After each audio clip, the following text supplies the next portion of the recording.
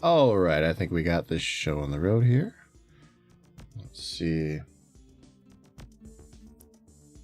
All right, let's swap on over.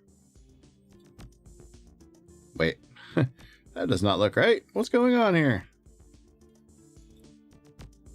Okay, where am I? I don't exist. No, really, where the hell am I?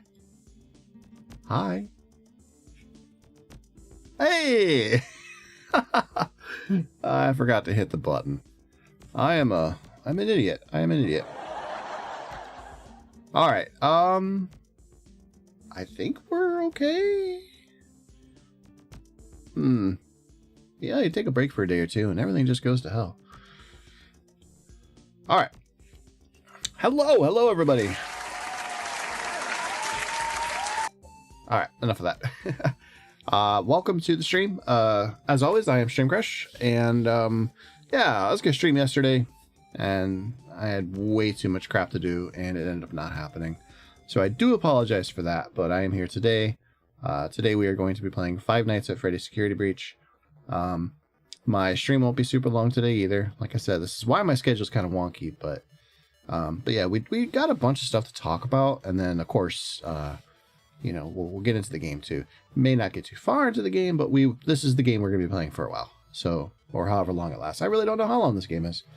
I guess I could I could go find out. That would be smart, right? Actually, how long to beat? Let's see what that website says.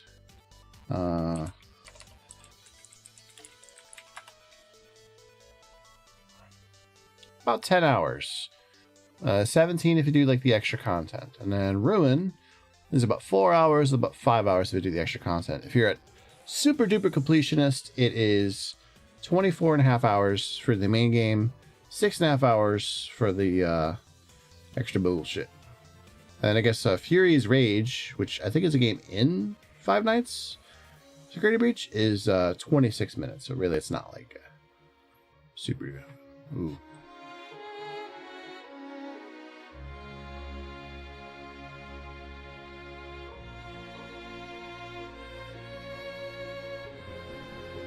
Anyways, sorry, had to get into that. Final Fantasy VII will always be like the game that when I hear that like particular sound, this, you know, this theme right here, like, I'm sorry, but yeah. Airships Make Me Happy is an appropriate name for this song. Yeah, Final Fantasy VII, I think for me, it's not my most nostalgic game from when I was younger. That memory probably goes to, I don't know. Not so much a memory of a particular game, but I think my fondest video game memories as a kid would have been probably like 1990 to 1995, which tracks. A lot of people will probably say something similar about their, you know, teen years, early teen years.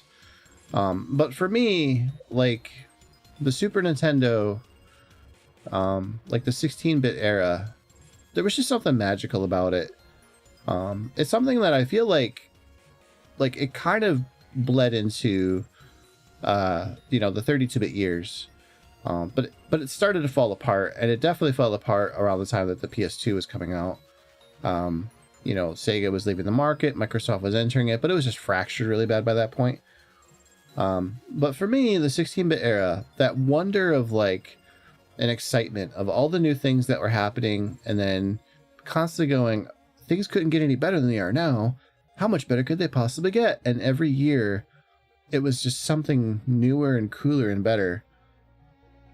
I genuinely don't think there are too many points in human history that are like the 1990s in terms of the speed, well, even through the 80s, but just the sheer speed of progress in one decade. You know, somebody who was standing on the ground somewhere in 1990, and then in that same spot in the year 2000, things would have looked very different, which is just not something you can say about many other decades, I think. Obviously, if you include like wars or something like that, but I just mean pure, just in sheer cultural change. And it still was recognizable, just like how today is recognizable to 20 years from ago, you know, but it's not. If you go back 20 years, you know immediately how different it is. Like, for one obvious thing, nobody's got a damn cell phone, or at least not nearly as many people.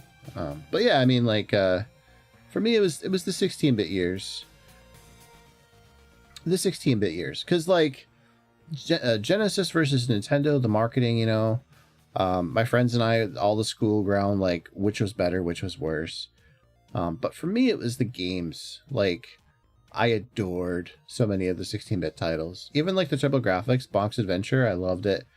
You know, but like, yeah, you know, Star Fox, Super Metroid, Link to the Past, Street Fighter, Mortal Kombat 2. Just so many titles.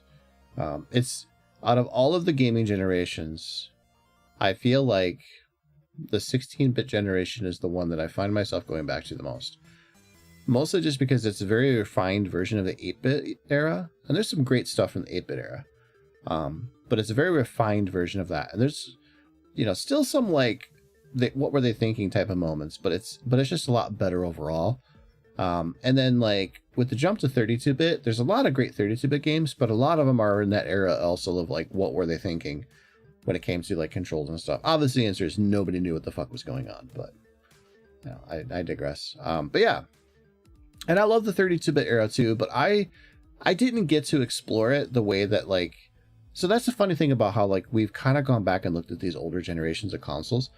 Like, if you were growing up, or just a gamer, whatever, it doesn't matter your age, back in, like, say, 1997, you know, Super Nintendo and Genesis are on their way out the door, if not basically gone by that point. N64 just launched. PlayStation's been on the market for a couple of years. Saturn's been on the market for a couple of years. You know, we're in full-blown 32-bit, you know, era. Jaguars failed. 3DO's kind of just, you know, flailing about. CDI's an afterthought. You know, Neo Geo's just kind of there being an arcade machine. But yeah, I mean, like, you know, Game Boy's dying because Pokemon hasn't come out yet. Game Gear's dead. Atari, you know, like all these companies are just, you know, they're facing their problems. Sega's on the downward slide pretty bad at this point. But the industry is very fascinating because, like, as a gamer, like, I could afford any one of those consoles. It was hard for me to own any of those, all three at once.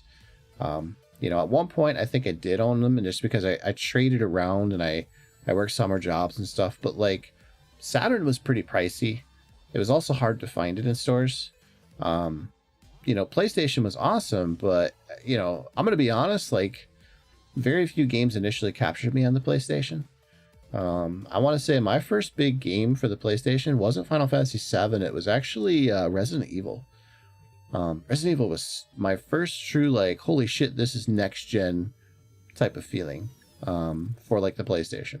For the Saturn, it was Panzer Dragoon. Panzer Dragoon, I think to this day, is my holy shit, this is next gen moment when it came to gaming experiences.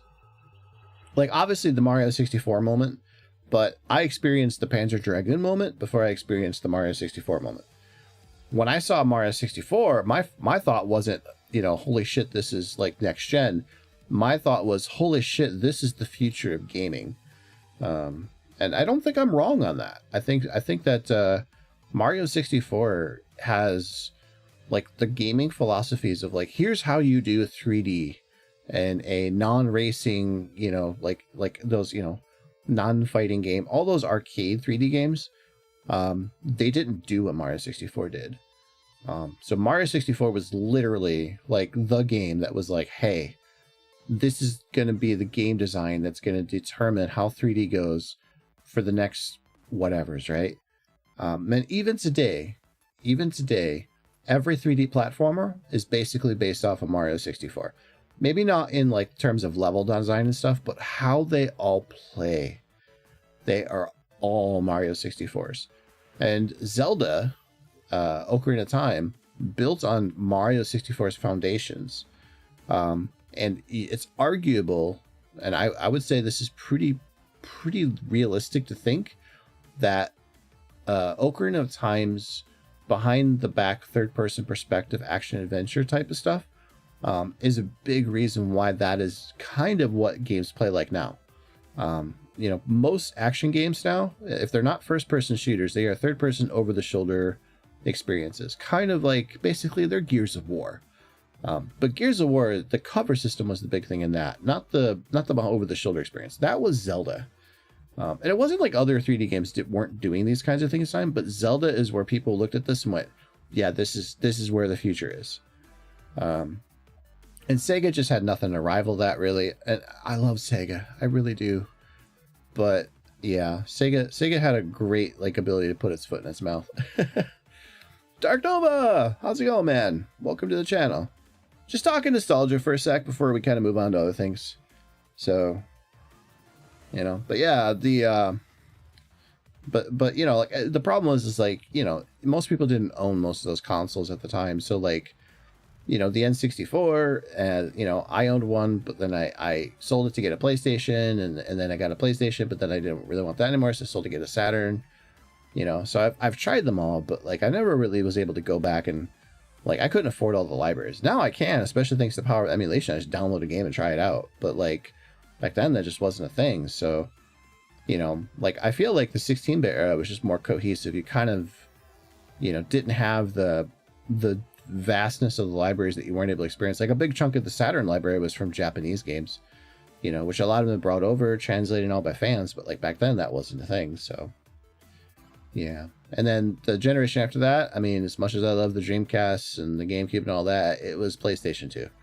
PlayStation 2 was the runaway awesome console at that time. So, you know, great nostalgia for all that stuff. But yeah, for me, it was the 16-bit era. That's my gaming nostalgia.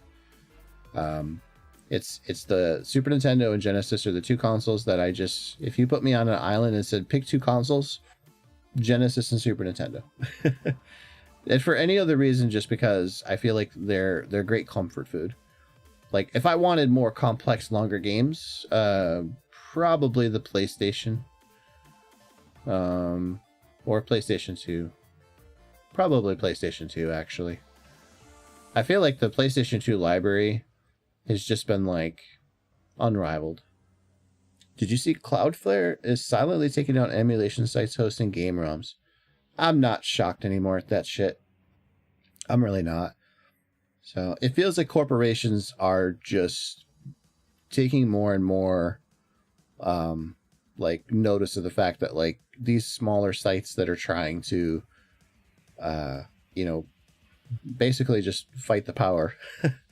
I hate to say it because people will be like, well, ROMs are piracy and piracy is bad. It's like nobody is getting hurt because somebody's pirating Super Nintendo games. Like the fucking game console's 30 years old. Come on. Exactly. And it's a waste of fucking time. It really is, you know. But the thing is like a lot of those websites, they're getting pressure from because of like Nintendo and stuff. Because it like there's blood in the water at this point for corporations. They see yeah, Pirate Bay. Well, Pirate Bay isn't even really what it used to be. But yeah, I mean, like the corporations, like they don't at this point they don't care. Like the whole thing with like Steam and the porn games and stuff. Like you don't have to like the porn games, but the fact that you want them censored and removed from platforms, and you're using the payment processing companies to do that is disgusting. Because like there's nothing legally wrong with selling these games, so payment processors should be hands off entirely. But they're bending to the whims of these companies or these organizations that are like, oh, porn is bad, it's corrupting our children, and payment processors are like, whoa, we don't want that would be bad or something. And it's like, fuck you don't, there's no reason. Why is hello 1k points? Because I actually have no idea how long it takes to get points in this channel. Like I'm not joking. So looking at my rewards thing here, I can customize the display and I can enable the points. Let's see here.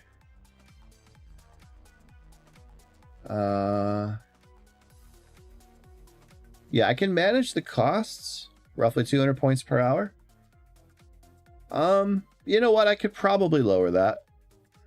I just didn't want it spammable. Set it at 10 and allow somebody to roams per person. Yeah, I probably... Well, I don't want it to be redeemed once. If people want to use it more often, that's fine. It's just... Well, I don't know. I haven't really given a lot... Do you think I'm way too deep on this? I haven't really been thinking about it at all. I'm like, somebody needs a hello, so let's put a hello in. It kind of is, yeah. Basically, somebody just popping in and saying hi. But, I don't know. I haven't thought too deeply about these things.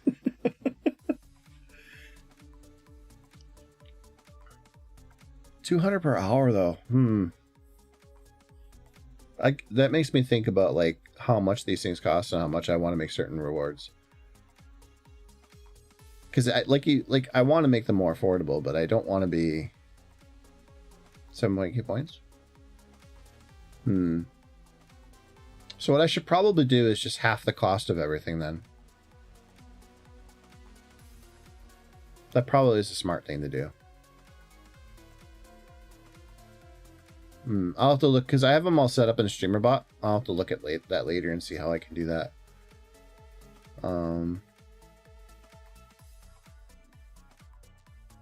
Yeah, because if I do them in Twitch, then I can't use them like I can't moderate them as well as I can with streamer bot. So, ooh, 4K 4 stream streak, nice. Let's see, maybe I can edit them a little bit in streamer bot. Let's see here.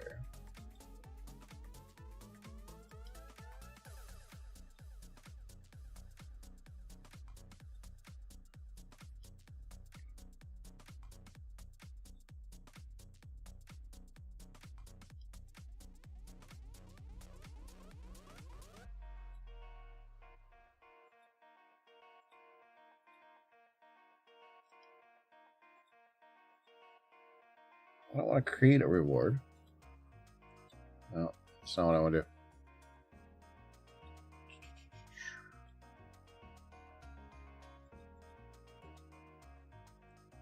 There we go. Channel point rewards. There we go. Ah, figured it out. So we can do a max of 1 per stream.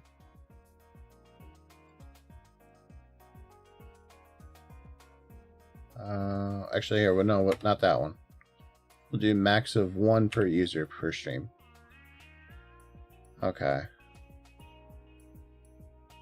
That should work. So I have the cost of it now, and it should be 1 per user per stream.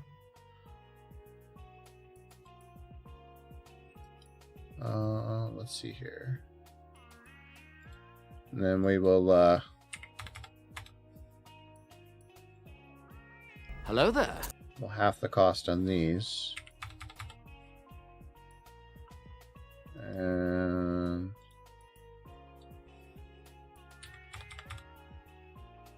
we'll make that one 3,000. Alright, that should make it a little bit more equitable. Yeah, I did it in StreamerBot.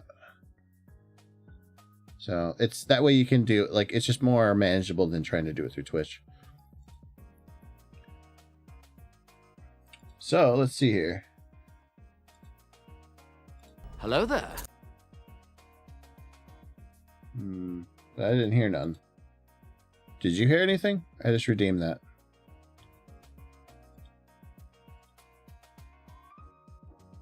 You did? Okay. For some reason it is not showing it for me. I don't know why.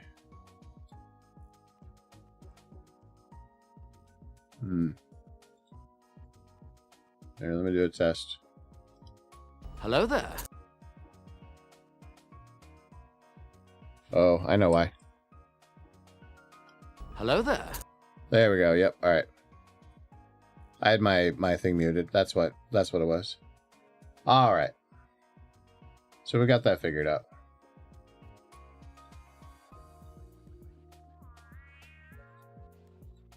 Game over, yeah!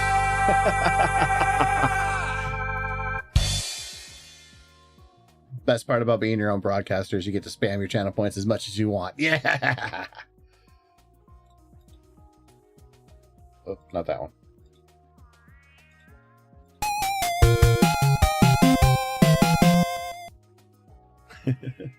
I'll be adding more as we go. I just haven't done it yet. And then of course, as I've always wanted to do with channel points, I wanted to add Henya's skill issue.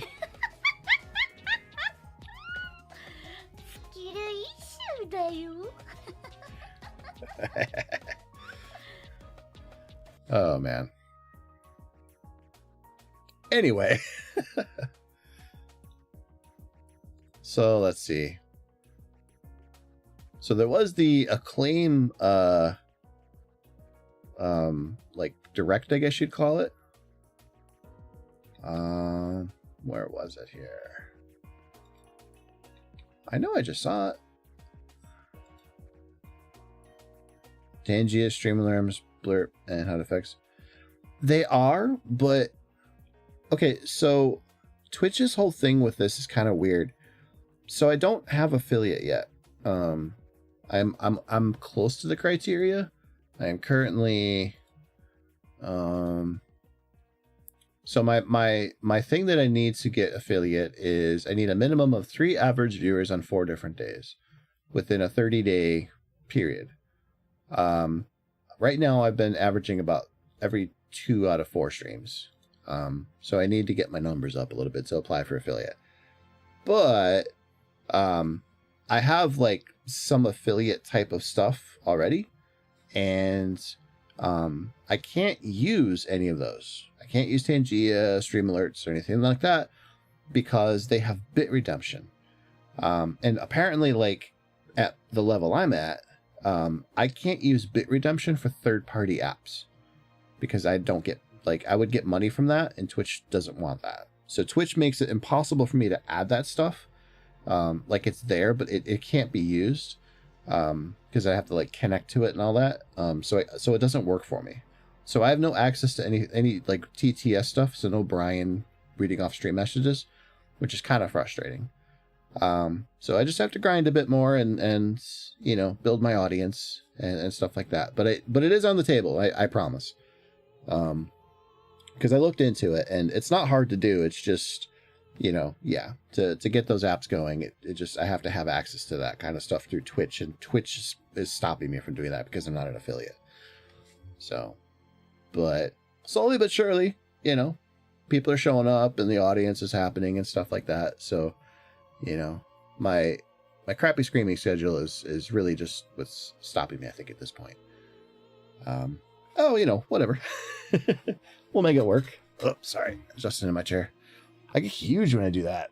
Like, I'm like, ugh, the screen's too big. Anyway. What do you think of the spooky setup, by the way? It's kind of cheesy, but I hope it kind of works.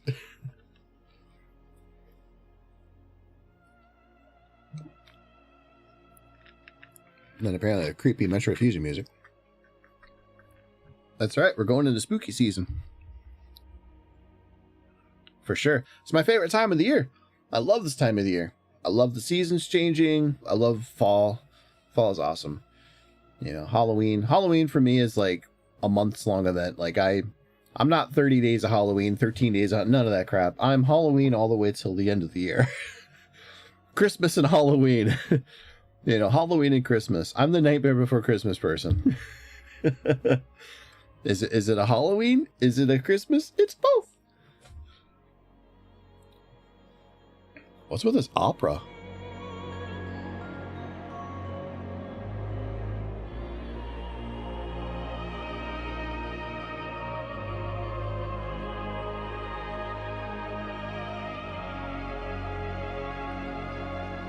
It's like very beautiful. I'm really impressed by some of the stuff on OC Remix. I do get copyrights from it on YouTube, but it's annoying, but it's not that often, so it's not too bad. We are playing horror games. This is going to be Five Nights at Freddy's Security Breach. So, yeah. Well, I've been live for a little bit, man. I have so many things to talk about. There's a Nintendo Direct today. Did you know that? Change the Twitch VOD to track 2. I'm not worried about it. Twitch isn't the one that's doing it. I'm also streaming to YouTube. So yeah, it doesn't matter what you stream on Twitch. If you're multi-streaming to YouTube, YouTube picks it all up no matter what. So you don't keep track of Nintendo? Aw. It's probably for the best, to be fair. If you're not a big Nintendo fan, you know.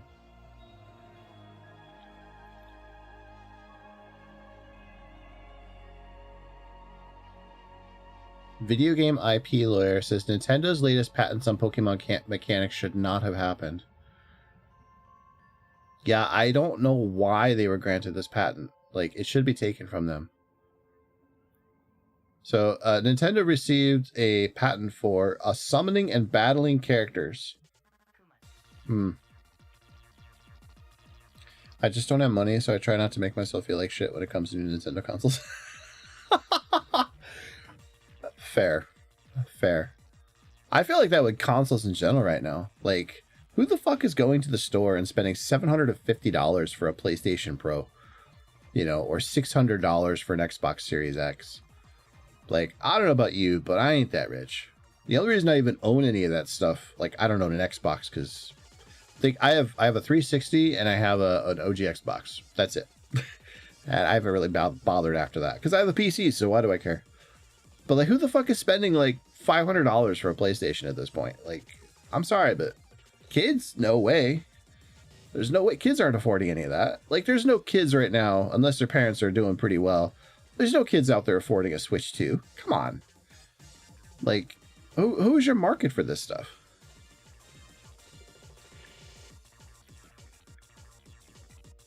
The Switch 2, you mean? Because the Switch 1 is like a Wii U Plus.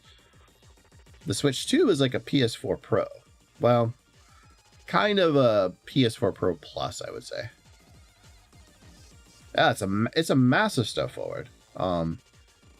Like, there's more powerful handhelds. The ROG Ally, Lenovo Legion, that kind of stuff. Those are pretty powerful, but they're also like $1,500.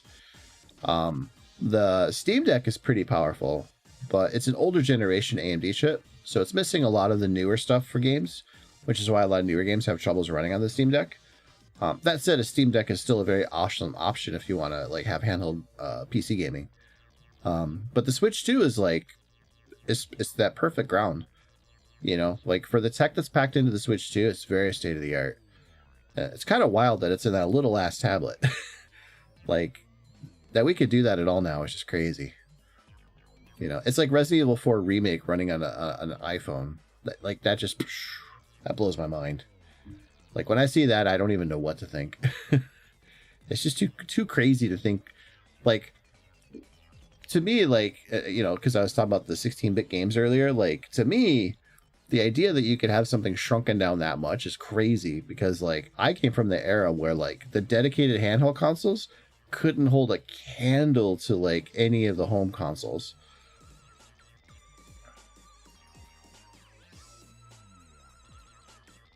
Yeah, there's also there's Bazite, which is another Linux distro too. That's a gaming oriented one. So if you're interested in that, you know, check that out. But yeah, SteamOS is awesome, and what's really cool about it is that it's got, I think at this point, like 98% or something like that of the Steam library works on Linux now through Proton, which is crazy. And then on top of that, you know, I heard that there's rumors that Steam is going to be introducing some new hardware soon. Not an upgraded Steam Deck, but I believe either something VR related or like home PC, like home console style oriented. You know, we'll see. But I don't know. New Steam VR would be nice. I mean, I have a Quest 3, but yeah.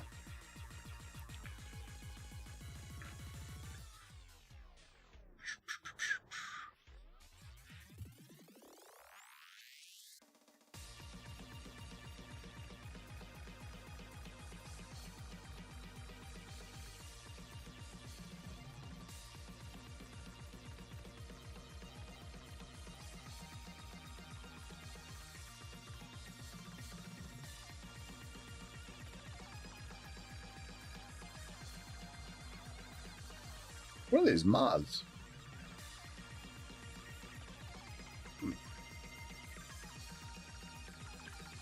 Why can't I find this? Sorry, I'm trying to find the claim thing. Where is it?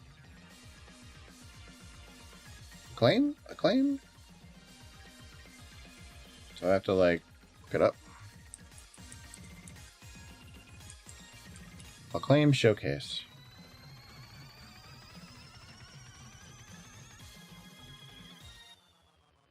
Okay.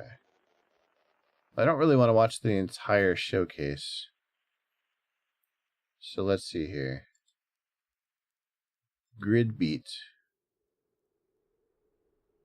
Okay. Well, here, but why don't we pick through these real quick and just kind of see what looks interesting. All right, this one's grid beat. So we'll just kind of do. All right, we'll do that.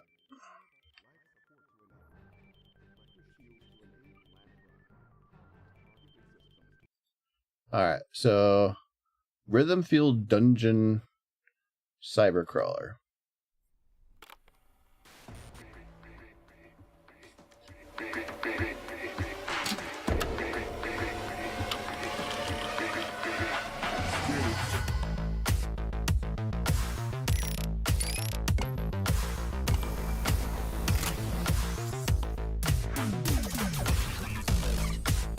Seems very like I don't know. I don't know if I like the graphic design. It reminds me of some of the Atari stuff that they've been trying to do recently.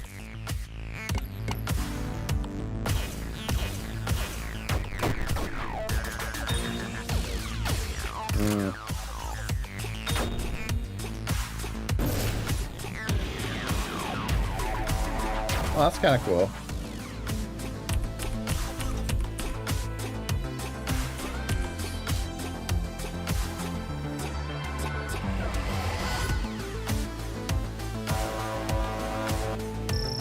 So it's basically like Necrodancer, huh? Yeah, I know.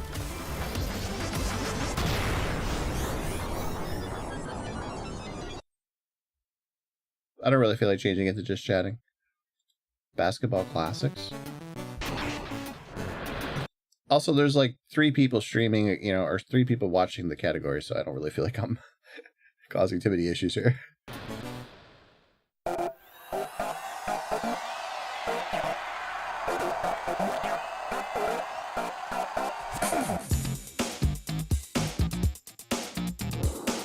What is this?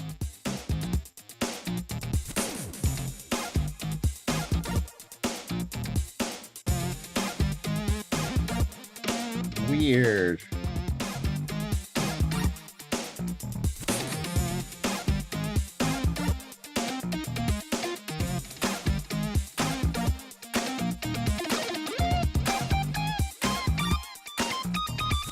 I don't know if I...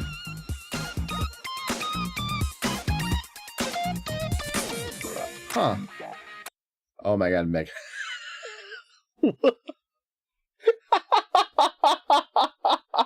Sorry. That's just the pause is just like I was like, oh, that's like Mega Man.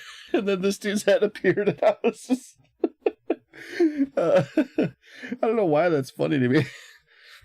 Anyway. The art style is kind of like funky because like this like blank pixel thing is just kind of odd, but and then like they look so tiny on the field. I don't know. I'm not sure I like that. It's cool, but it's just I'm glad to see games like we need more sports games that are top down like this. You know, like the old styles. Those were fun, but like this is just weird. Like too minimal in the details in my opinion. Mega Mind, you know, that might be it. That might be it. What do we got for this guy?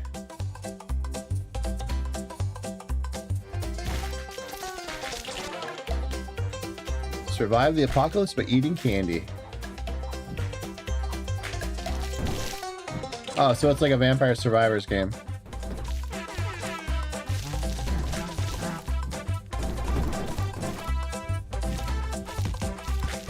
What the?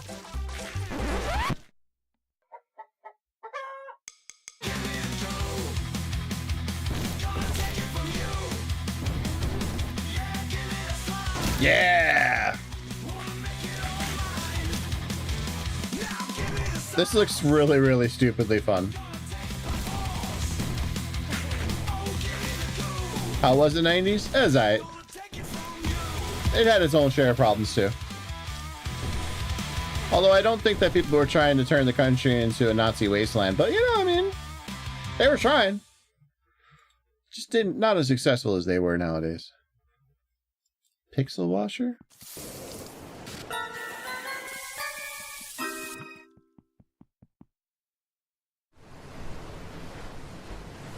Is this Power Wash Simulator but with pixels? And you are a pig.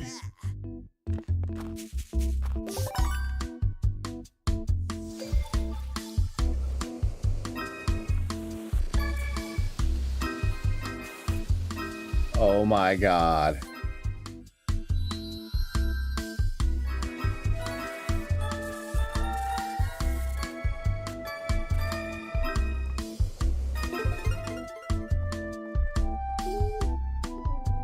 Things might get weird.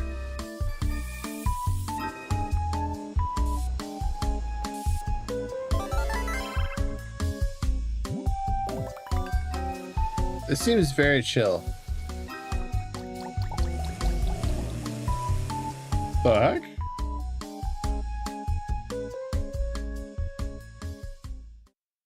Alright, alright.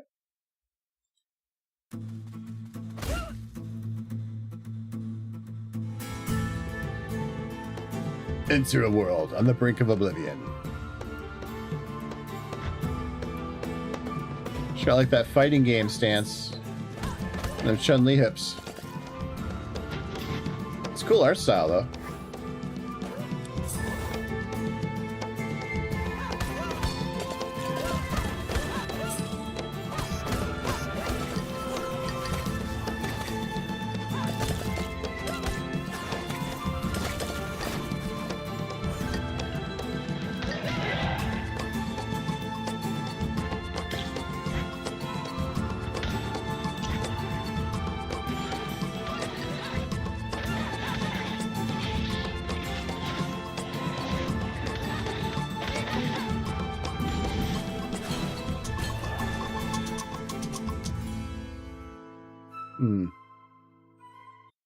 That's cool. I don't think that was bad looking. We got tossed down.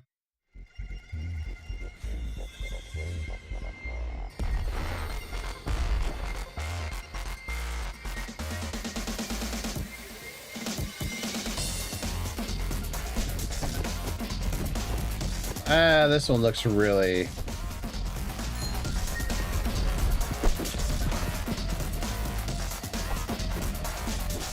Yeah, this doesn't look like that great. It looks like a mobile game. Hate to say it.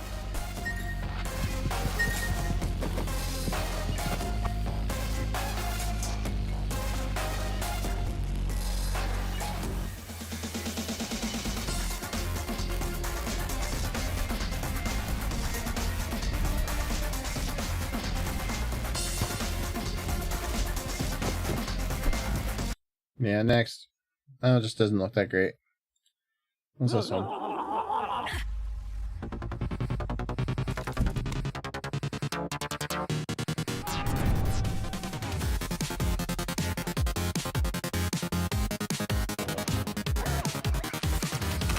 Wow, this is old school.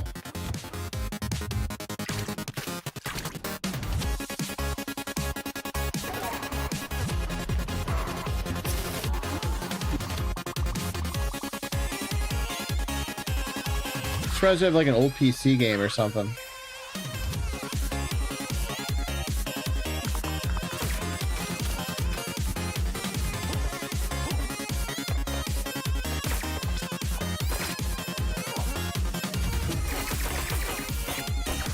Is that Gex?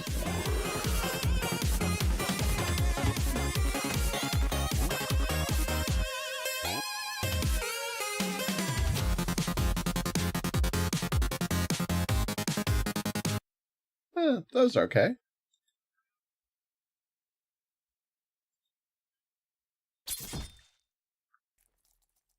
Okay, this one's out now on PC, huh?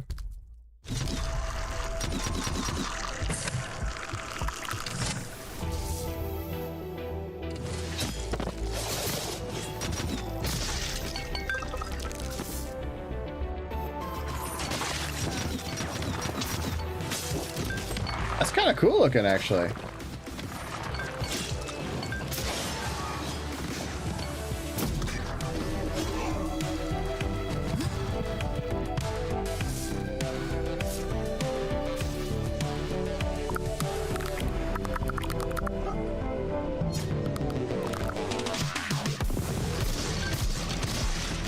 Whoa.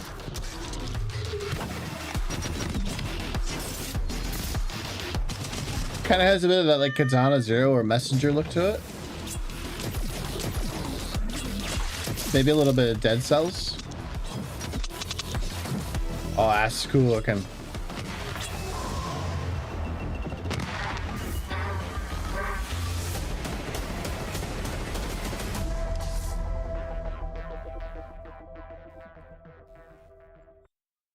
Being a solo dev, I only have time to focus on one platform at a time, but if the game gets traction, I will 100% port to all platforms, including Twitch. Welcome to Katana, a pixel-perfect, action-packed roguelite where precision combat meets cosmic horror aboard a spiraling space station. You play as Not, fighting through flickering corridors filled with sights that were once human. Each run pulls you deeper into a nightmare. With every death, time bends, pathways shift, and your survival depends on ruthlessly tight reflexes and evolving builds. This looks cool. We should check that one out afterwards. Hyper Yuki.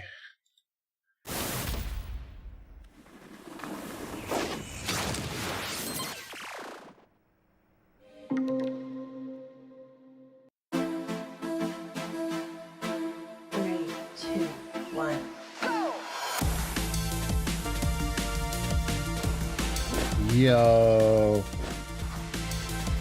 Is this like a spiritual successor to 1080 and SSX?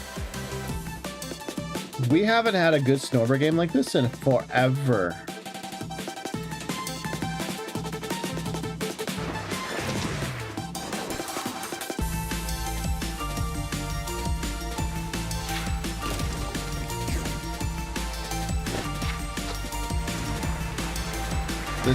This looks super cool.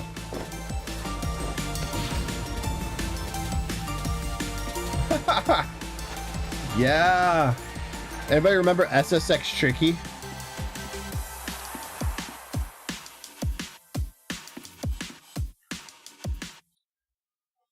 Alright, that was pretty slick.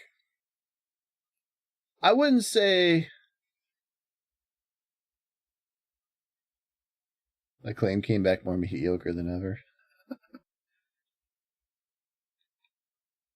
Some of these comments are interesting. A few of those could be decent. The rest, I don't know. Not sure what I expected. Was hoping for like a new NBA Jam. Yeah. The problem with Acclaim is that like reviving Acclaim, it's just a name only. The development studio, all of them are gone. All the assets for Acclaim got bought up by other companies. So, and Acclaim was mostly known for the licensing it did. So like, NBA Jam, Mortal Kombat, a lot of Midway games. That was all used by Acclaim. Acclaim also had like a lot of movie licenses and stuff. So didn't help their reputation because they generally tended to farm them out to whatever developer they had at the time. But Acclaim kind of, that was just their claim to fame. Anyways, but yeah. I don't know. I liked what I saw for the most part. Grid Beat was interesting, but it felt like something Atari might publish. But like I personally wouldn't play it. It's not my kind of game. Basketball Classics looks cool, but like I would like to see a revival of the old this is basically like that, the old bit style games, but like if anybody remembers like Madden, 91, 92, like that kind of game, or like Brutal Sports Hockey, that old arcade game, like those types of games, the top-down perspective sports games, were awesome. Like Tecmo Bowl is one of my favorite sports games ever. Tecmo Super Bowl is definitely one of my favorite sports games ever. Blitz is awesome, don't get me wrong, but like there's something to be said about having that the not on the ground experience, that like more bird's eye view. But like, the NBA Jam style kind of stuff too. So like this I think this is just too simple looking. And I feel like the formula could have been better. To be honest, I feel like you probably could have copied the formula from like the older 16-bit titles and probably done a good job of it. Let's see. Ground Zero Hero. This is actually kind of fun. It's basically Vampire Survivors, but it looks cool. Pixel Washer. I feel like this could be a really good indie hit. Power Washer Simulator is very popular, and this is an interesting spin on that. Because you wouldn't normally think to yourself you could power wash in a 2D game. But somehow it seems like it works kind of cool, especially with the fact that they're going weird with it. Sulaco looks cool. I feel like I'm gonna kick that bullshit out there. I feel like Afro-Brazilian, like that kind of stuff. Like I find that we don't have enough like ethnicity, so to speak, in a lot of our games. So it's cool to see more attempts. These are all super cool designs. The art style looks interesting. Probably not a game I would play just because I don't really play like these kind of Metroidvania style games too much. I like the genre, I just don't play it much. But it looks cool. Toss Down, I'm going to be honest, this looks like a mobile game. I know that's kind of a mean thing to say, but it just did not look interesting. The Prisoning, Fletcher's Quest, this one looked kind of cool. Again, not sure I would jump on it, but it had that like Spelunky type vibe to it. That older PC, like late 80s, early 90s, like PC 2D side-scrolling type game, maybe something from like Apogee, kind of look like that. Let's see, Katana. This actually looked pretty cool. This is probably the only one that was like super interesting. Also the only one that's out now. But this one I thought was pretty sweet looking. We're going to be checking that one out, I think. Don't know how much they're charging for it, but it looked cool. And then Hyper Yuki. Hyper Yuki, I honestly think is kind of the best big deal here.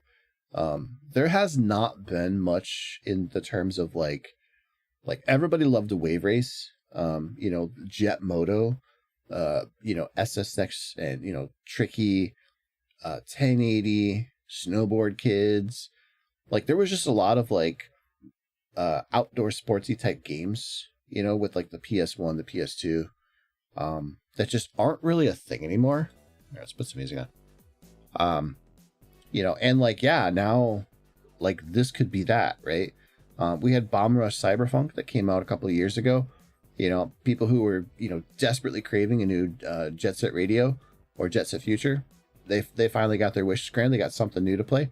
This could fit that gap for people who miss, SSX Tricky, 1080 snowboarding, Snowboard Kids, like all that kind of stuff. So, like, I wish Nintendo would do like a new Wave Race, because Wave Race was amazing, or 1080 even. But yeah, we're just the whole like extreme sports thing just kind of feels like nobody wants to make games like that anymore, which is crazy because these were all super popular. So yeah, so I feel like Hyper Yuki definitely fits that bill. This is definitely a game that I feel deserves to be a top billing. So I think Katana and Hyper Yuki probably the best two out of the showcase. The rest were okay, but yeah. But in terms of like, your nostalgia for Acclaim, I feel like the reason why this was a bad idea to bring this brand back is because you're not bringing back anything that came with that nostalgia. There's no G Racing, Extreme G Racing. They didn't try and get back any of the Midway licenses, like none of that kind of stuff. So yeah, and a lot of the companies that they used to contract out to, like Probe, Sculptured Software, like those types, they're all gone. It's a brand that like it got brought back for nostalgia, but like the forces behind it, they're just not the same anymore. So they have to start from scratch. I'm glad to see the name back, but it would be like somebody buying, What's a studio? Accolade. Accolade is cool. A lot of people remember it. The Bubsy collection just came out. That was like Accolade's big mascot. But Accolade as a studio they're just gone. There's not anything. Oceans in the same way. Signosis. Like these aren't brands people see anymore. So yeah, it's a bummer, but it is what it is. So that was the showcase, though, huh? I mean, I guess it was all right. Yeah. There's a Suikoden broadcast on September 27th at the Tokyo Game Show. Man, the Tokyo Game Show is going to be interesting. There's already talk of a bunch of games that haven't been announced yet. Closed beta for Virtua Fighter 5 Revo.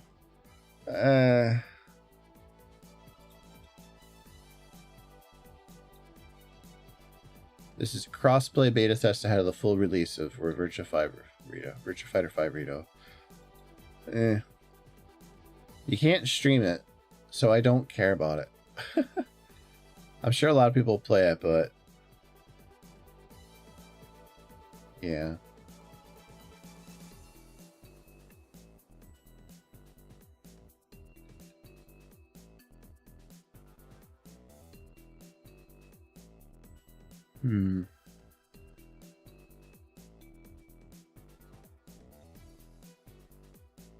Let's see here.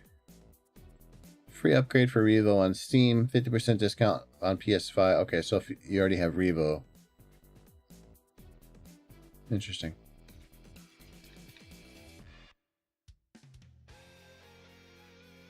Yeah, I don't know. Especially with the Tocon beta, I'm just not excited about that.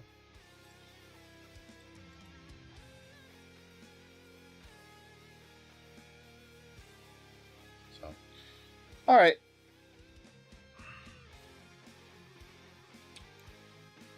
I think it's time to get going on our video games. Where am I? Where am I? I'm here. Yeah. It's time. All right.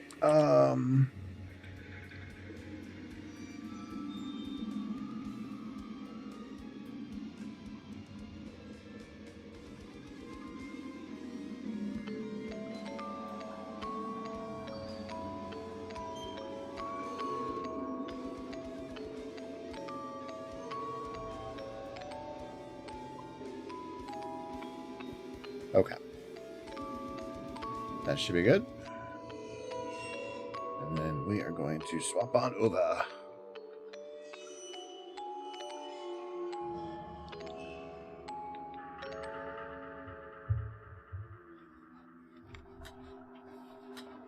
All right. So I have never ever played a Five Nights at Freddy's game. I know of the franchise. I've seen people play games from the franchise. But I personally have never, ever played a Five Nights at Freddy's game. That's cool, Dark Nova. It's not a problem.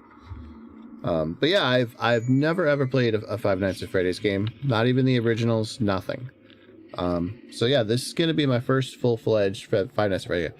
From what I understand, this one plays nothing like the other Five Nights, but it has the other, it has a lot of the same stuff. It's the animatronic robots and spooky stuff and all that pizzeria. But this one plays more like Alien Isolation, which could be a good or a bad thing. I'm not sure. We're going to find out. But it looks fun. So we're going to do it.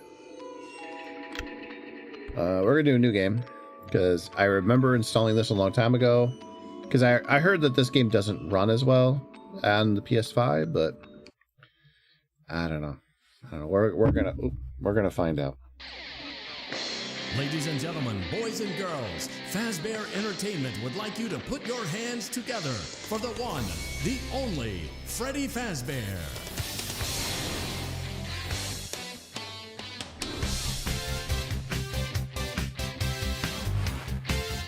Hell yeah.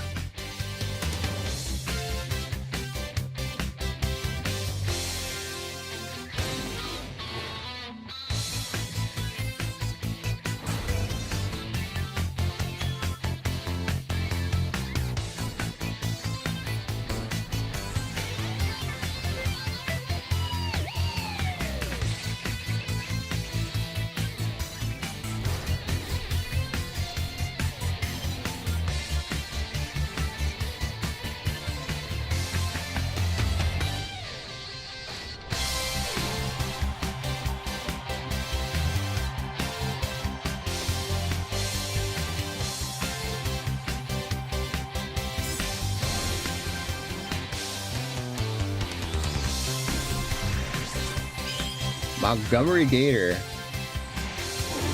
Roxanne Wolf. Glamrock Chica. And Freddy Fazbear.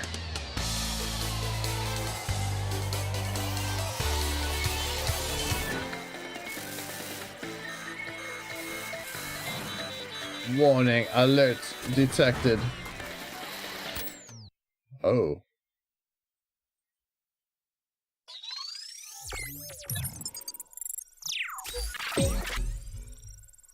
Safe mode. That's how my computer boots up in the safe mode. All right.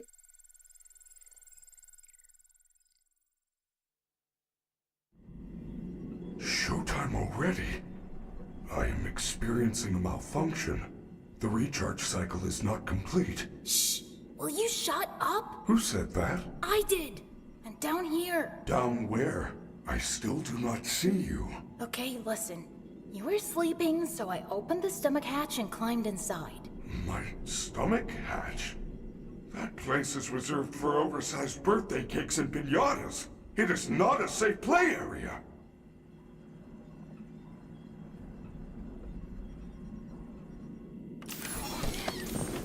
There you are. Jesus. Scanning complete. How odd. Your guest profile is unknown to me. Who are you? I'm Gregory. Gregory. I will notify the main office. Oh. Connection error. I cannot connect to the main network. It's her. She cut you off. She's not going to let you call for help until she finds me. Who? Who is looking for you? Your mother? Shh! I hear footsteps!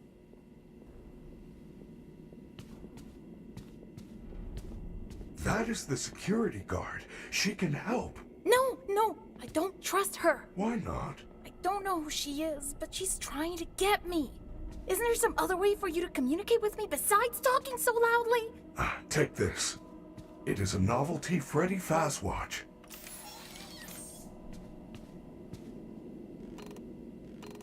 Oh my god.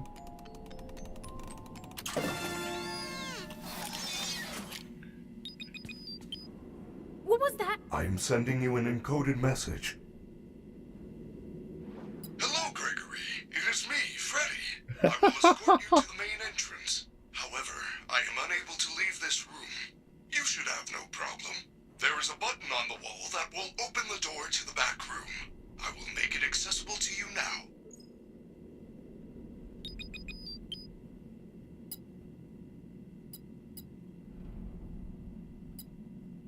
Interesting.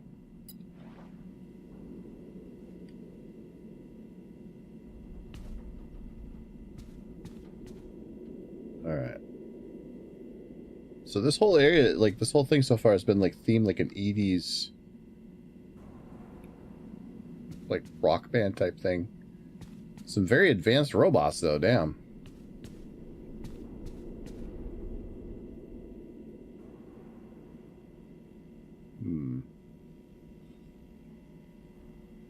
Street Skate Superstar.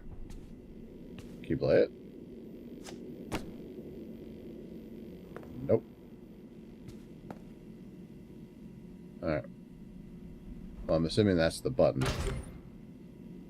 Well done, Gregory. There is an open-air vent inside the maintenance room. You will have to climb through the ventilation system and release me from the outside. It's pretty dark in there. There is nothing to be scared of. You can do it. Oh yeah, look at how dark it is.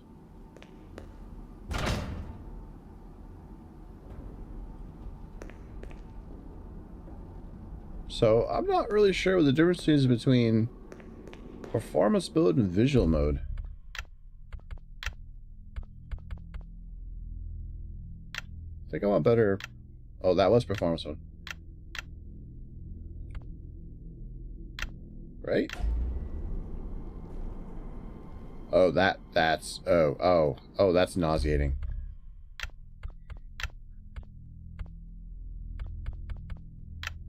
performance. Oh, yeah, that's way better.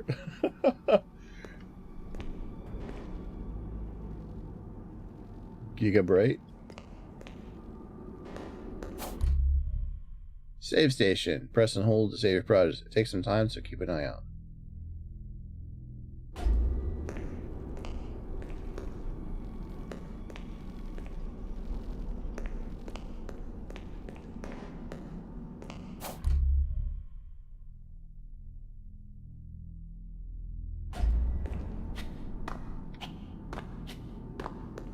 Interesting.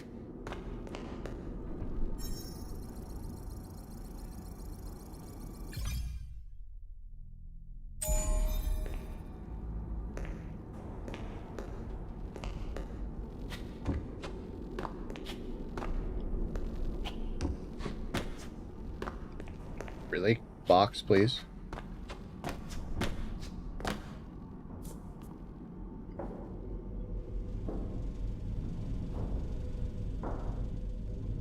Your performance was perfect tonight. Thank you. Your hair is beautiful. Your tail is beautiful. Everyone was watching you. Everyone loves you. Everyone wants to be you. You are the best. Thank you. I am the best. I am the best. Okay. Your fans are watching you right now. I know.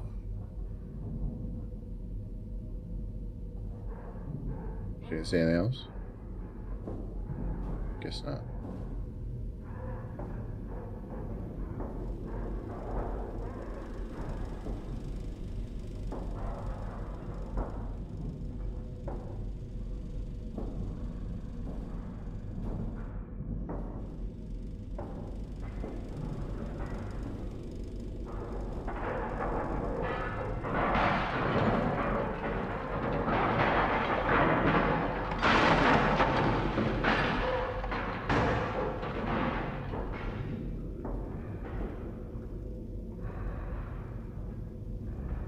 Something's going on there.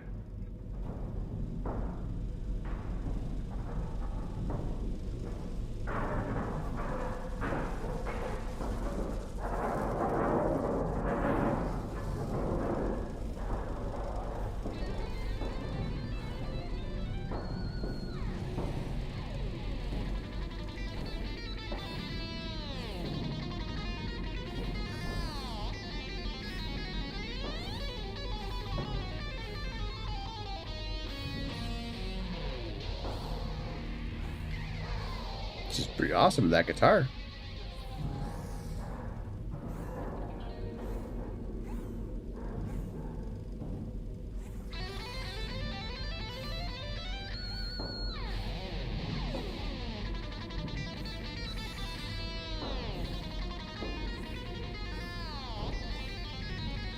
It's the same guitar lick over and over again.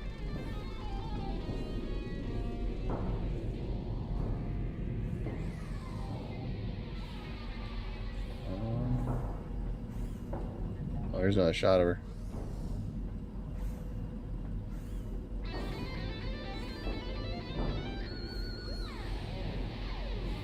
Interesting.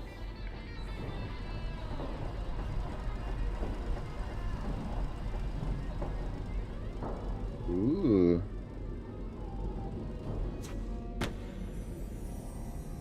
Ladies and gentlemen, thank you for visiting, and we hope you enjoyed the show. Freddy and the gang are pretty tired, but they'll be back again next week after a few days of scheduled maintenance. Please make your way to the front of the building, where you will be given novelty glasses, a voucher for one free soda refill, and where you will sign a legal disclaimer releasing us of all liability for anything that might have happened during your visit. Have an awesome night, and we'll see you again soon. Wow.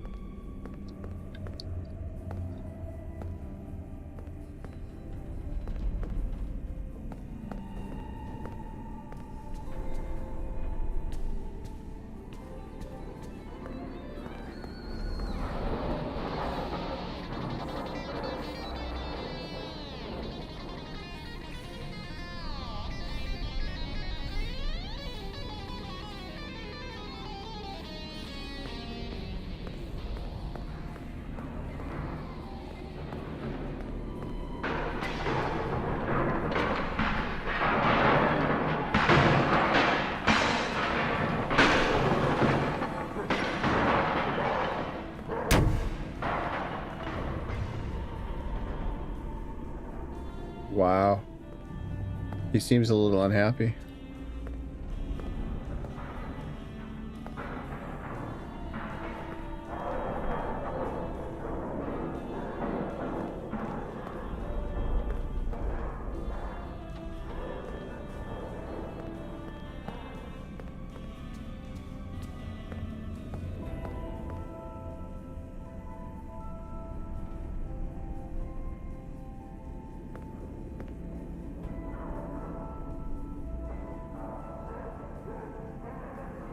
I feel like this one is probably the one that has the most, like, Rule 34.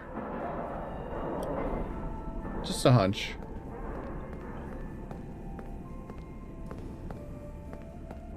Alright.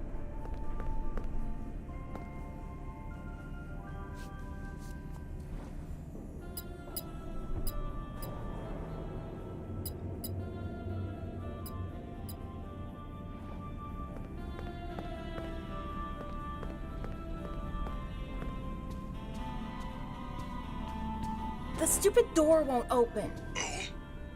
You are going to need a photo pass to open the door. Apologies, I assumed you had one already. Well, you should be able to find one at a convenience counter.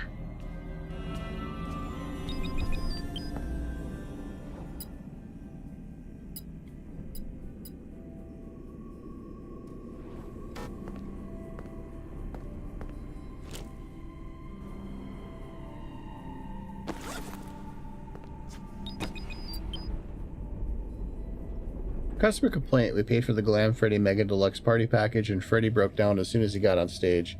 We paid to have him at the table and sing happy birthday. He was supposed to give her the cake. My daughter's birthday has been ruined. Demand a refund. I'm sorry to hear that, ma'am. We will get right on that.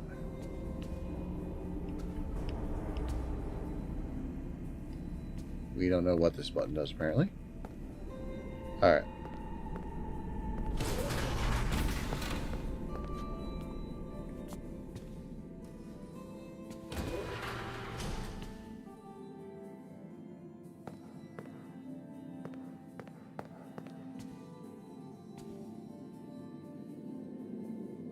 One free photo pass.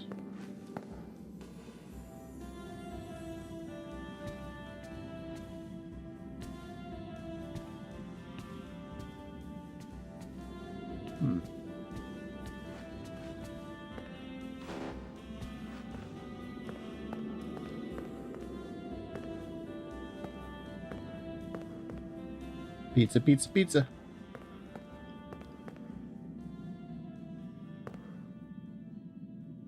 Limited edition Fizzy Faz.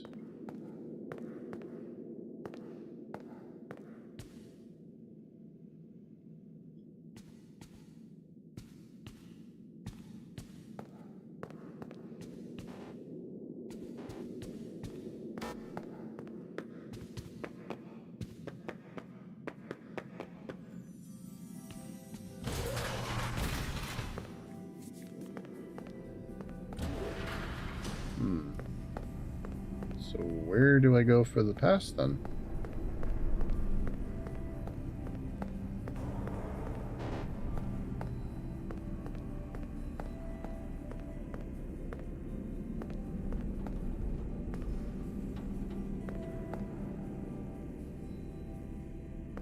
Captain Foxy?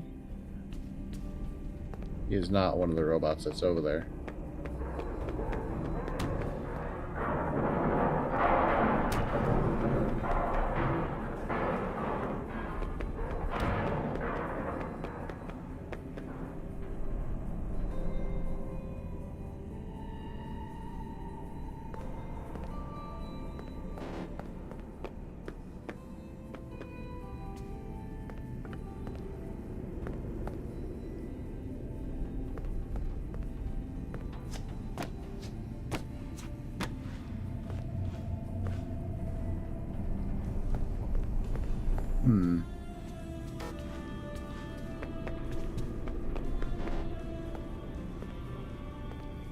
So where do I go then?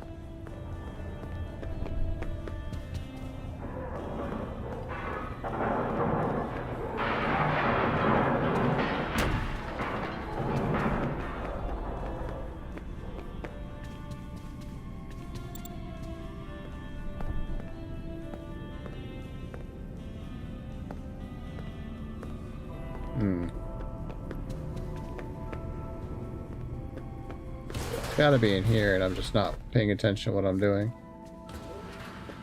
Oh. The box.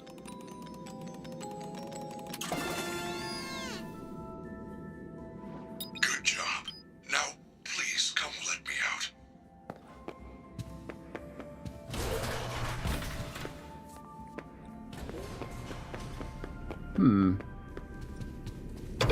Way to go, superstar! I knew you could do it. I know how to get you out of here. Climb back into my chest cavity. There is still time, but we must hurry. If I am spotted, I will certainly be taken back to my room. I will escort you to the main exit through the utility tunnels. It is the safest path. Okay, but you better be careful moving around. I don't want to be crushed and twisted into a meat pretzel. Bots cannot find Gregory when he is controlling Freddy.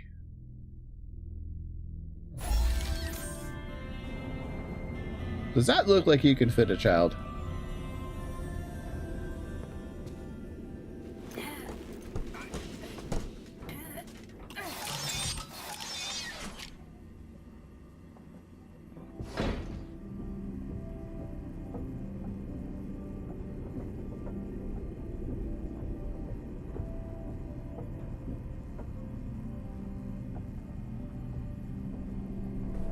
Cheek is still there.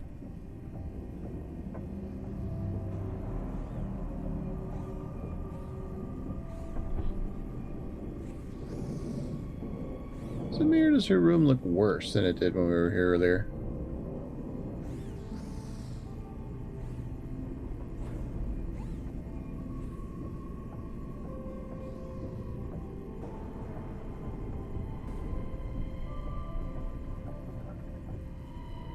That looks the same, basically. Okay.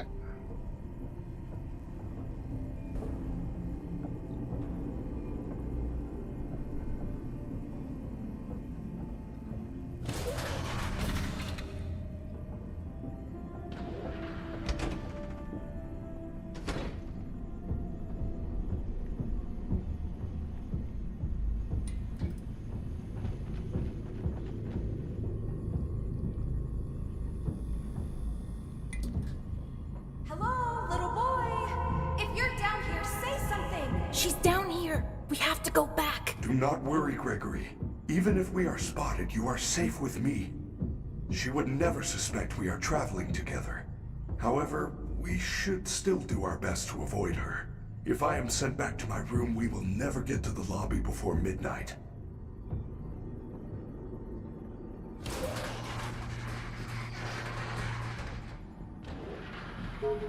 I feel you are broken. Don't worry about it. I'm fine. No, I feel that something is wrong.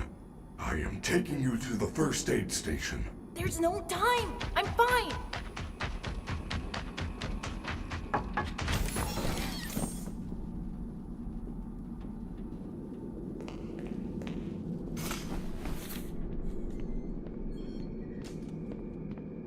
Freddy, you're supposed to be on lockdown.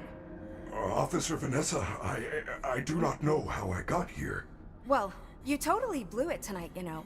Your system crashed and you ruined the show. Now, parts and services have you on reduced power. They said as a safety precaution. Just one more thing to deal with. I apologize. Okay. Look, we're like 15 minutes from closing and some kid is sneaking around backstage.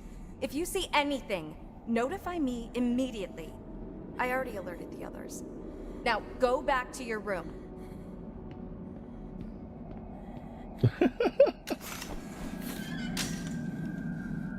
I told you she was after me. I said nothing. I will keep you safe. Let us go.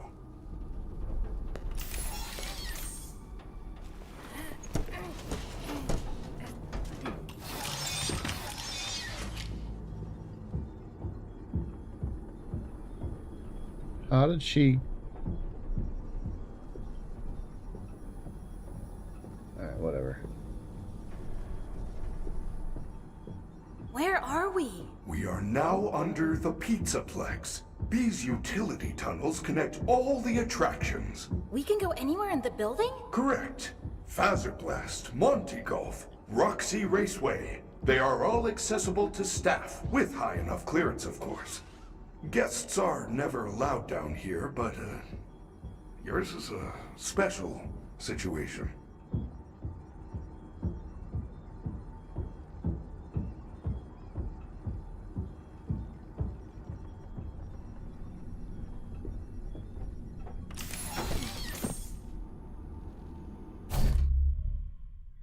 Freddy's out of power. He is able to help until the start of the next hour. That's not good. I am terribly sorry. The recharge cycle had not yet completed when I found you. You must continue without me. I will guide you on your fast watch in case you get into any trouble. I don't know if I can do this alone.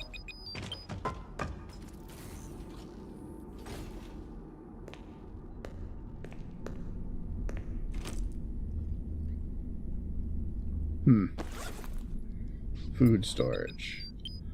Attention kitchen staff, all food materials must be securely stored in closing. Chica has been caught eating from the kitchen garbage after hours. The maintenance repairs are costly and will come out of the kitchen. What?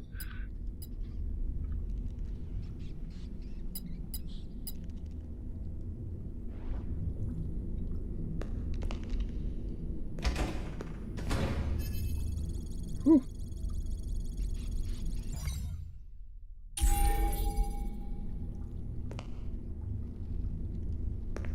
Did that actually save?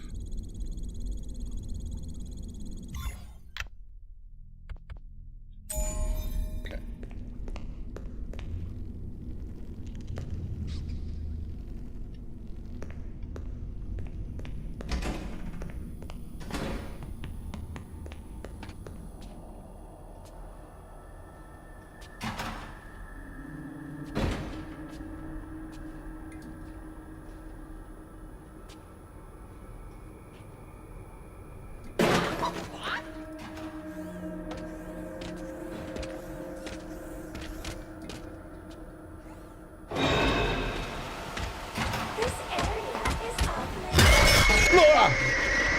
God, I wasn't expecting to come that direction.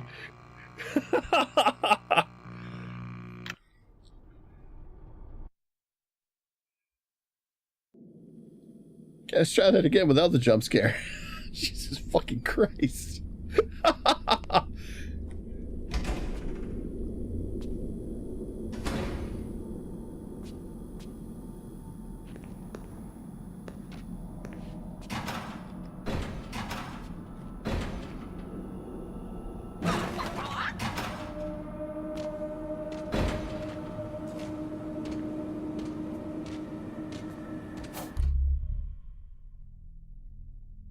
Okay, when you are crouching, blue means you are not visible, yellow means they're looking for you, red means you are fucked. Okay.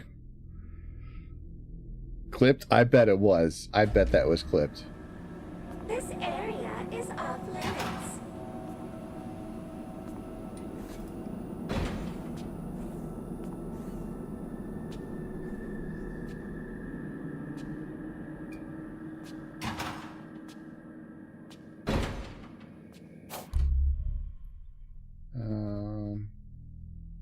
Why would you tell me to sprint all of a sudden?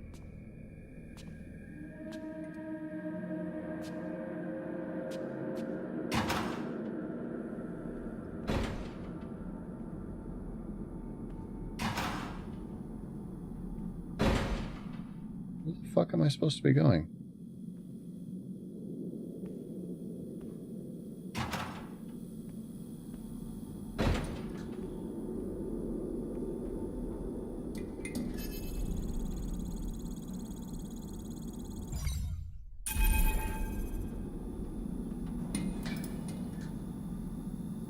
Oh.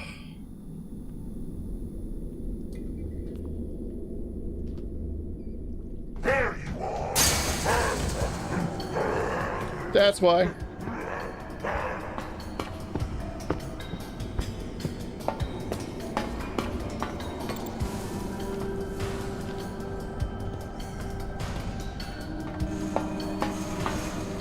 Are you lost?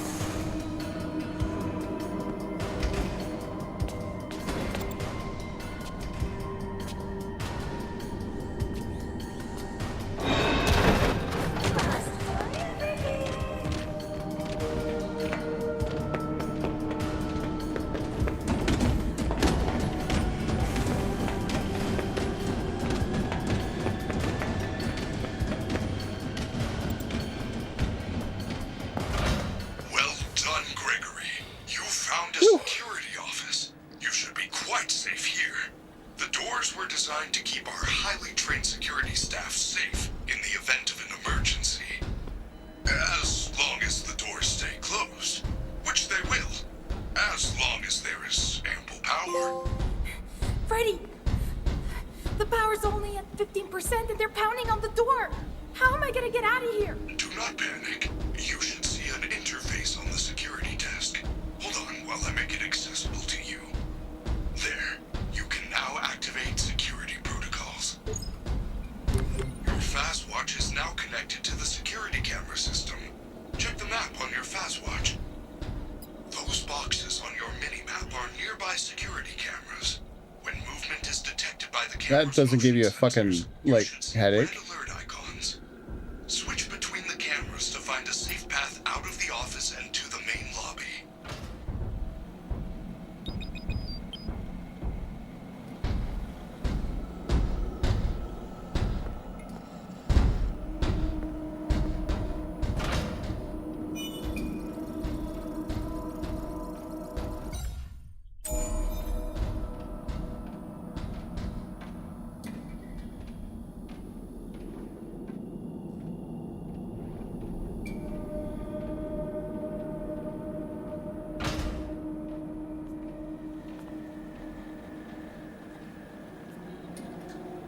Where is this?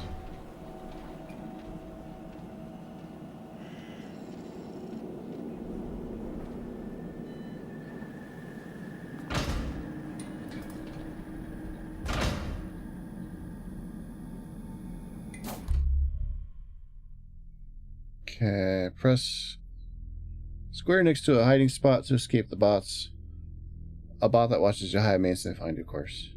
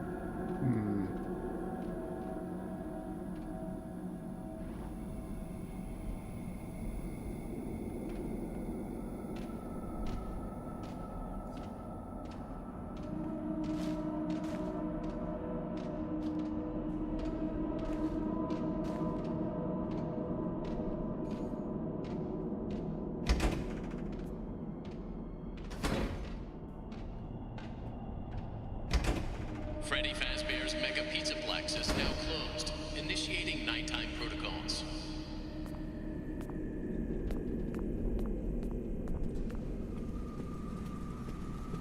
No, no!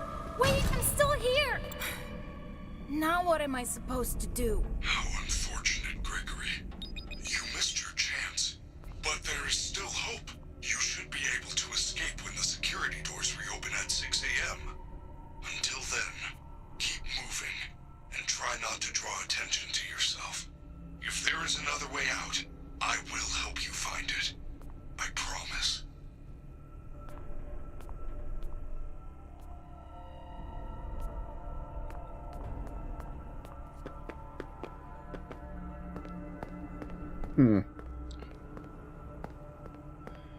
Okay. So kind of figured it would be something like that where you're stuck here. Okay, that just looks wrong.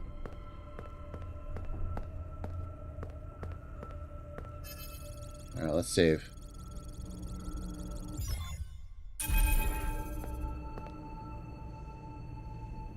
I think what I like the most so far about all this is how well realized it is. This feels like a legitimate, like, place that I would go to.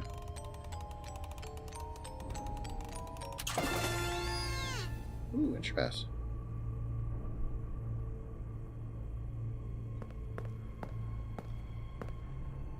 Popcorn.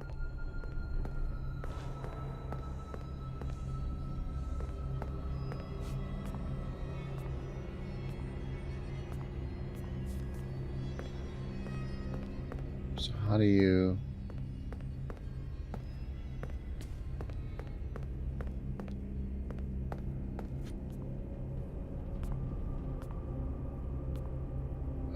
Well done, superstar. You have accessed the lobby. Unfortunately, that complimentary entry ticket does not allow you to enter the pizzeria. You can find an upgrade machine in customer service.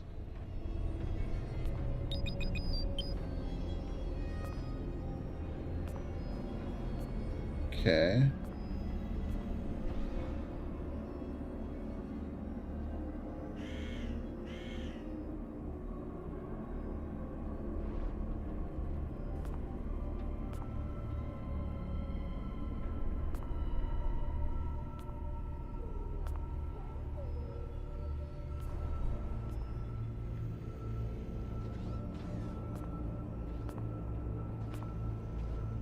Bro, I need you to not be in the way and being annoying.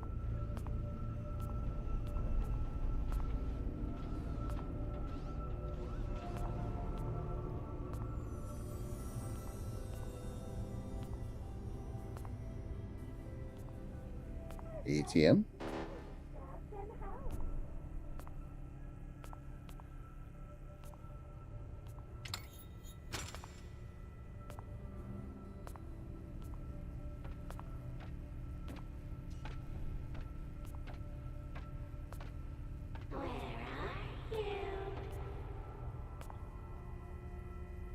She scares me, man.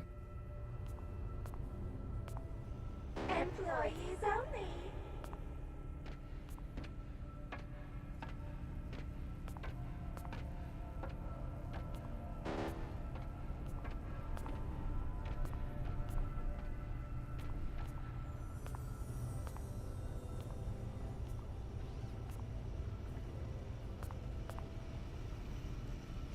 Staff only.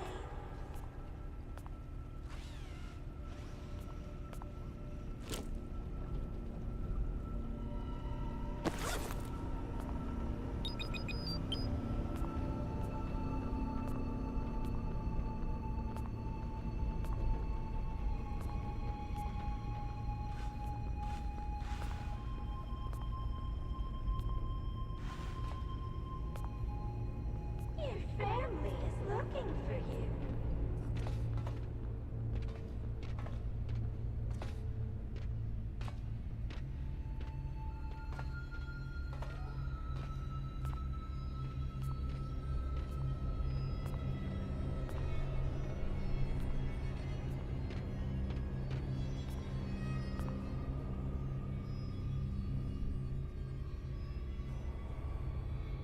Who wants candy?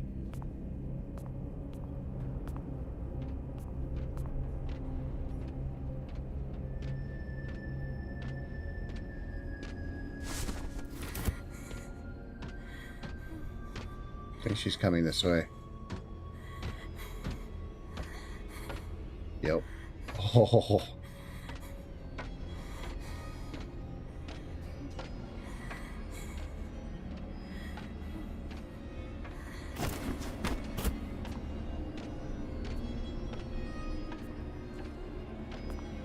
Where are you?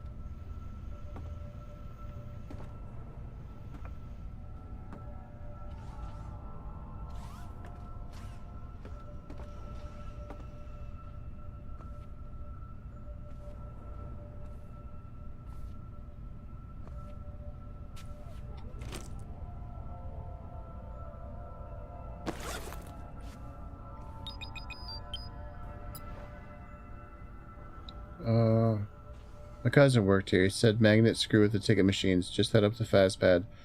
You can get down to customer service through the back door and grab a stack of tickets. If you hear any robots, just hide until they leave. You'll be fine. Thank you for contacting low-budget building contractors. We have done a preliminary inspection and found nothing wrong with your ventilation system. The loud clanging, banging, and scraping noises, which are reported, don't appear to be reproducible. Call us if it happens again. Invoice attached. Okay.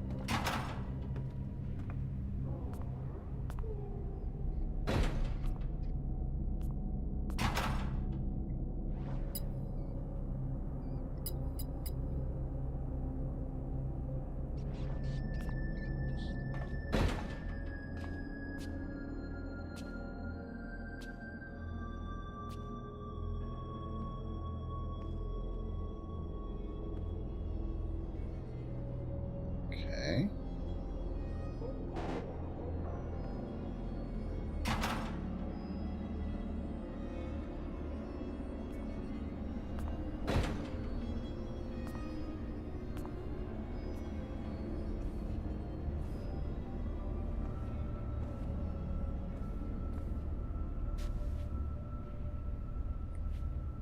Oh.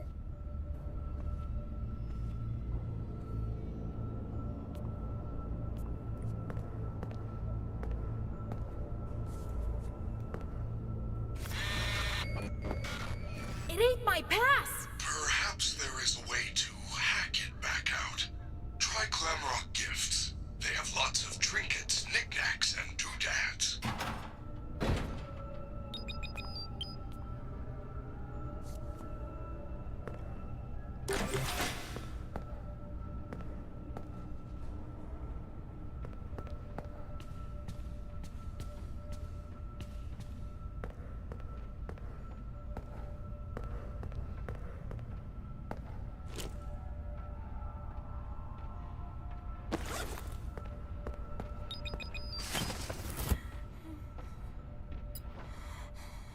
Okay. Hi, Dave. Customer complaint. You should fire Dave. He sucks. Watching this other game too, and the boss defends themselves by farting in your face. What the? What are you watching?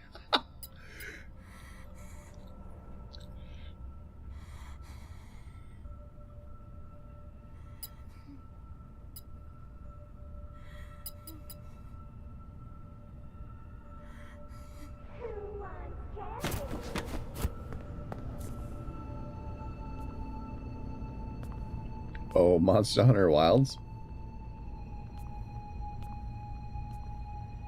That's still crazy.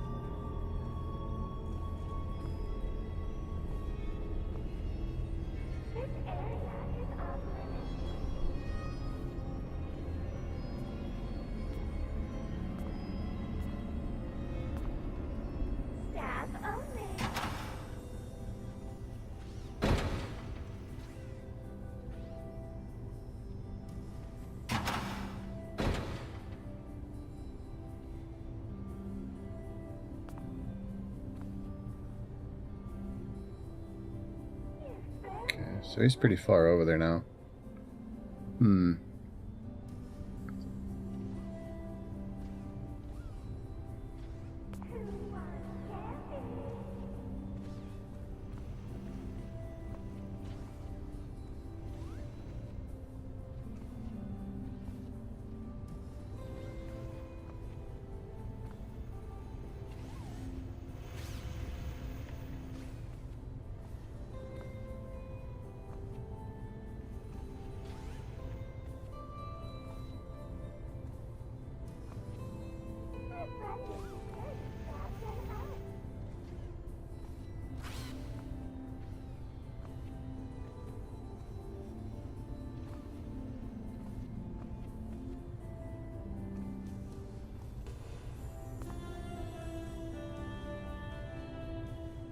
Moondrop?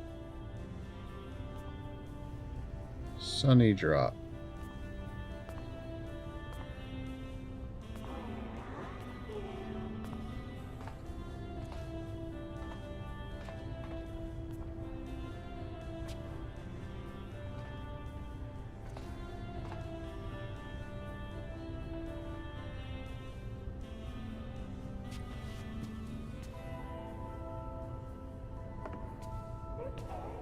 Aw.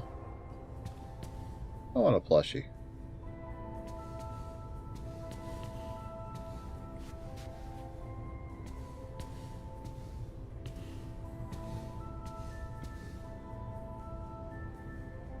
Wow, those aren't creepy.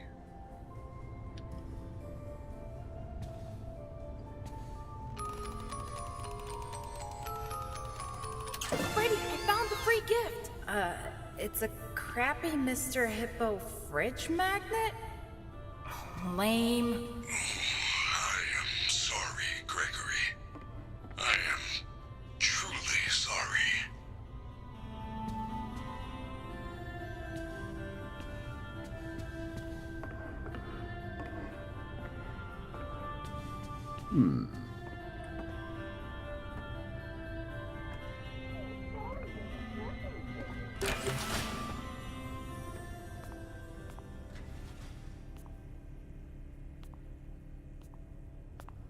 Yeah, should be able to sneak back the other way now.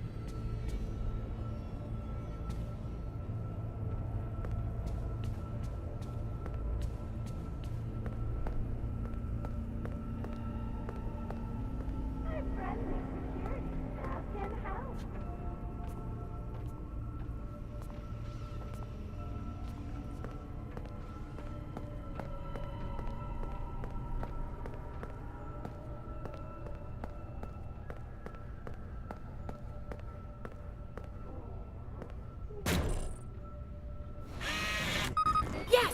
The magnet scrambled the machine!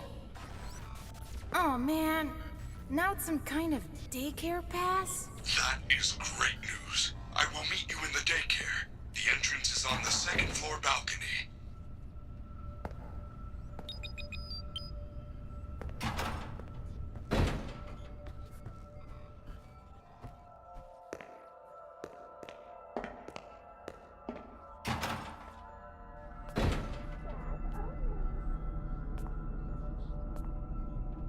There's a gift here.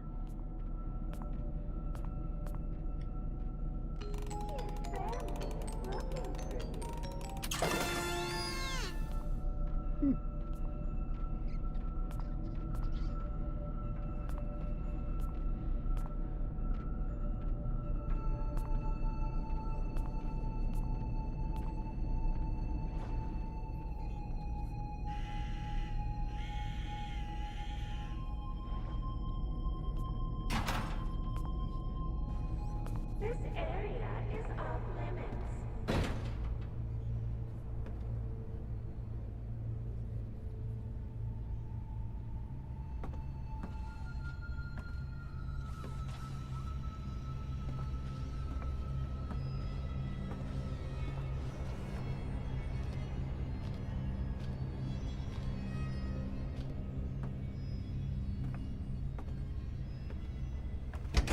Employees only. Shit, I didn't realize she was right there.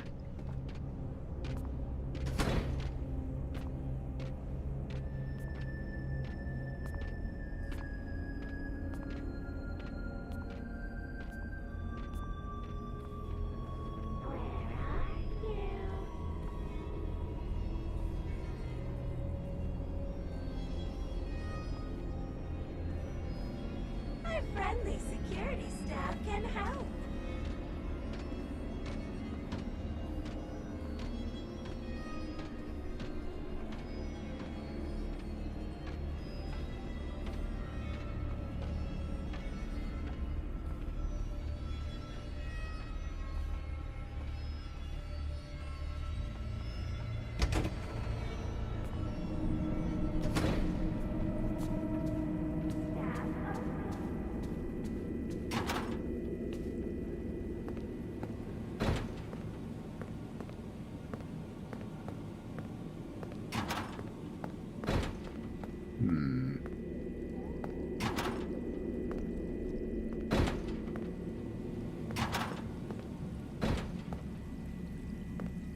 Orange flavor, pink lemonade flavor, sour lime flavor. Roxy doesn't get one? It's probably grape anyway.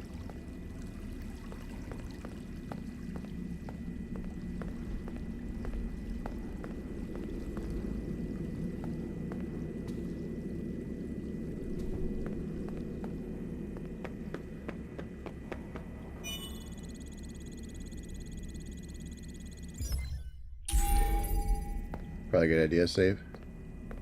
Oh, Roxy does get one. What's Roxy's? Yep, great. Figured it was something like that.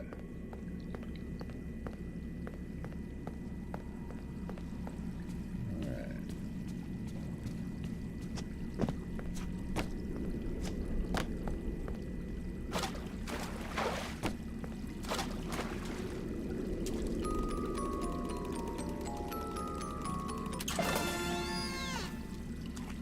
Sun plush.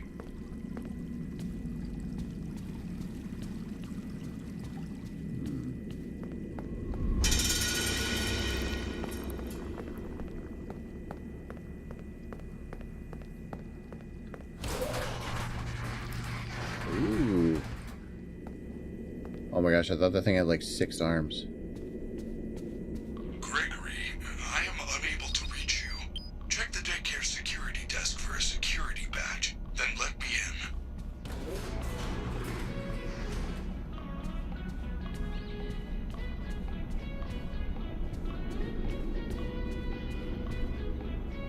Damn, that's just creepy.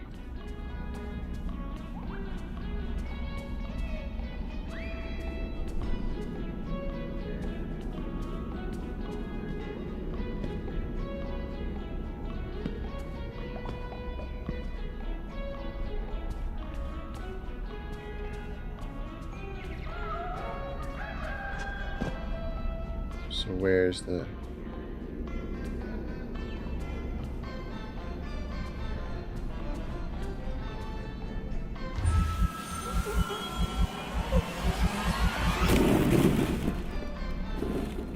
Oh, bit.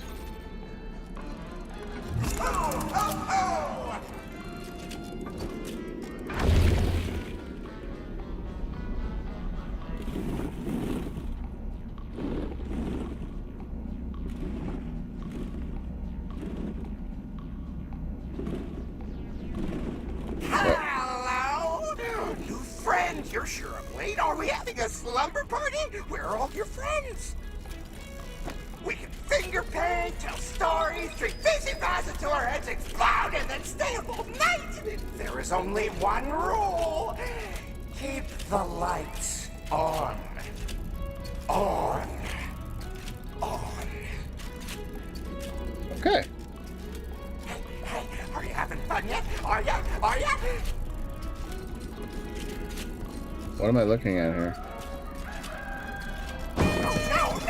What a mess! Oh, which was the bottom? Where is the top? Clean up, clean up!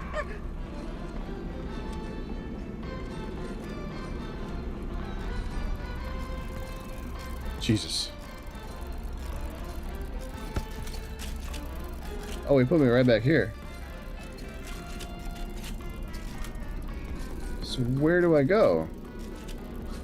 Oh, no! What a mess! Oh, which was the bottom? Where is the top? Clean up! And I got new friends! This area is off limits! You're gonna get us in trouble! Don't you want a puppet show? And I have glitter glue! You like glitter glue? Glue-glueos?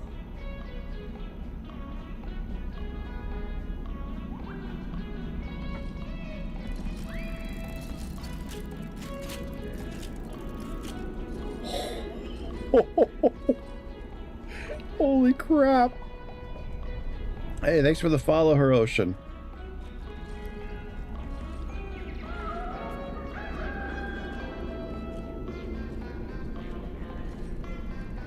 I don't...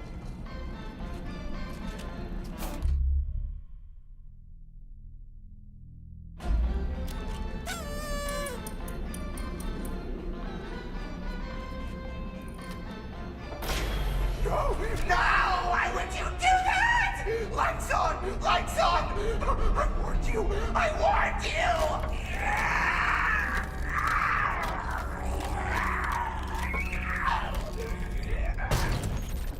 Naughty boy. Naughty boy. It's past your bedtime. You must be punished. 99.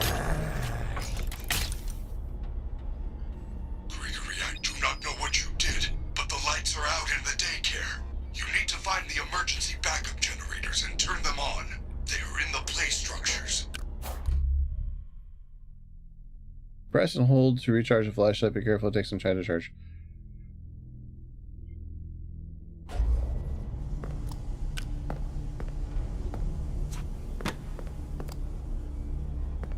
Are you kidding me? I can't save either.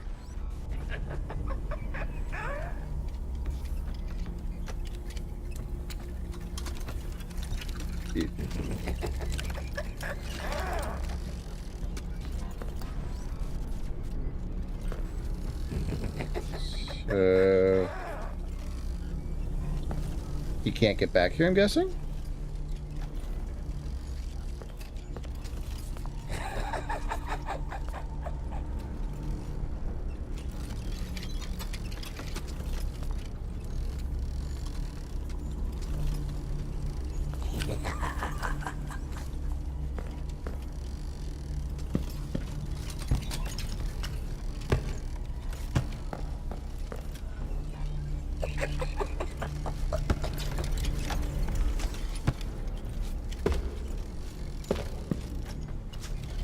It's past your bedtime.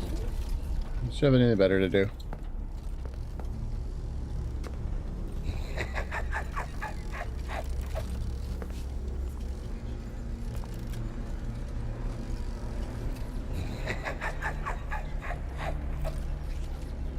Yeah, I don't know what to do here. Like, he clearly knows where I'm at because he follows me on each side. Am I supposed to just bolt? I don't know where to go, though.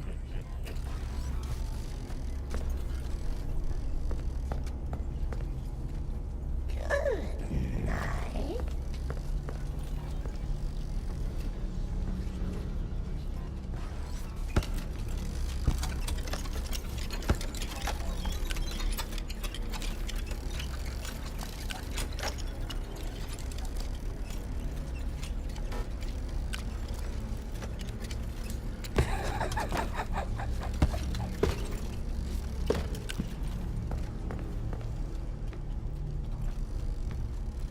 Children must be found.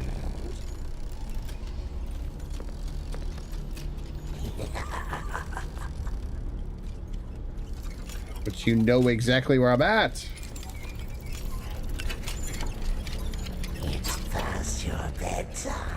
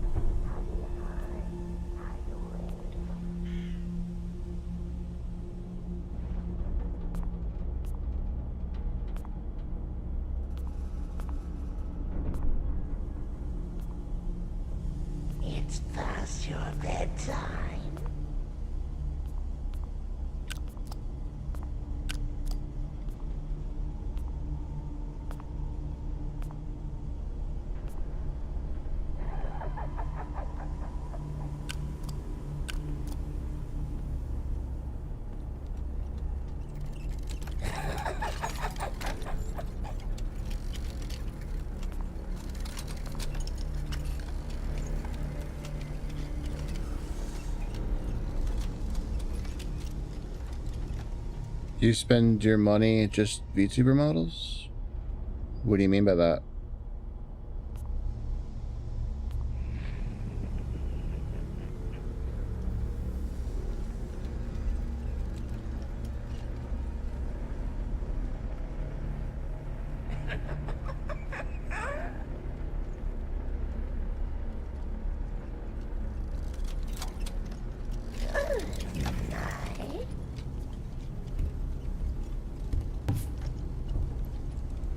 Oh.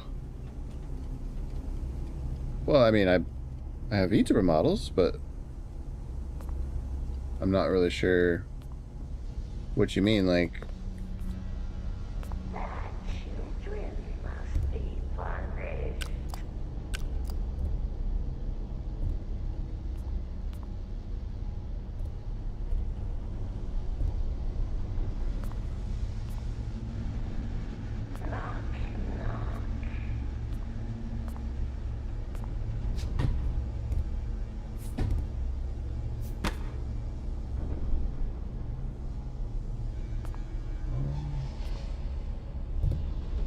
It's past your bedtime. A huge gap in my channel layout.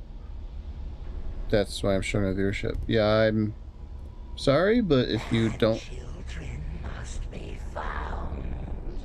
If you don't like it, I'm sorry.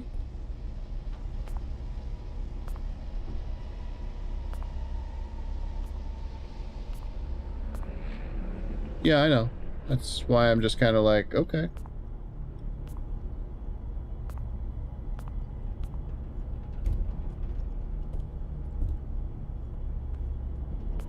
I mean, because that's what I like to do. I like to immediately join somebody's channel and, you know, start criticizing things.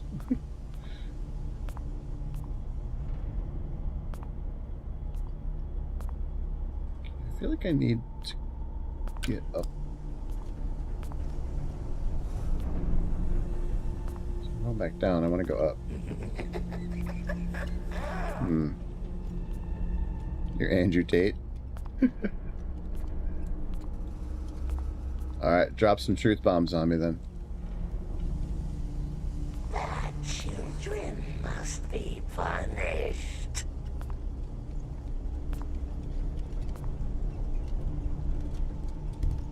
It's my fake Twitch. It's past your bedtime.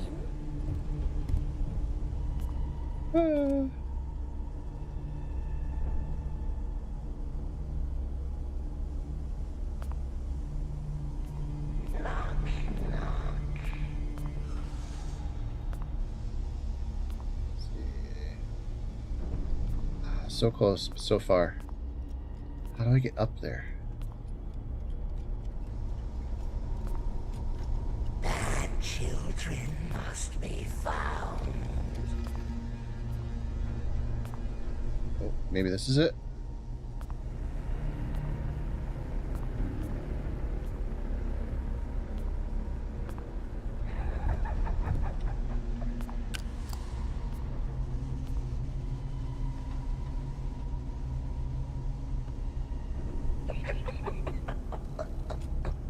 Wait, am I just back where I was?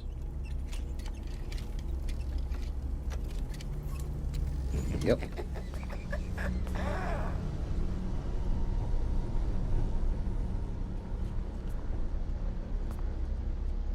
Okay, that wasn't the way to go.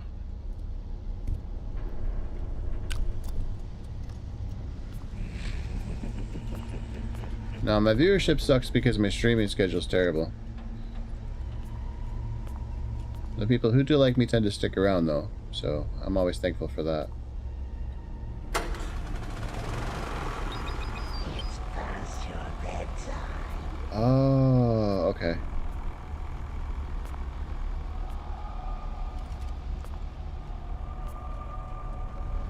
That's what I'm supposed to be doing. Knock, knock. Can't tell you the number of people who come to the channel and try to sell me on stuff, though. You know, oh, if only you, you know, upgraded your your Twitch panels, or oh, if only you had a, you know, this new branding logo.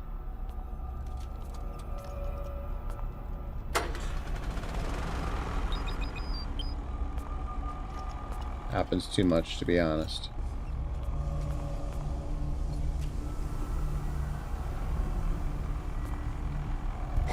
Children must be found. Well, it's hilarious until it gets annoying.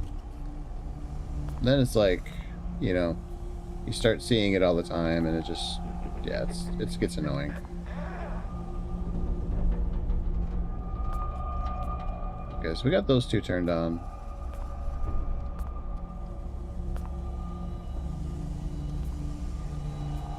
Where are the other two?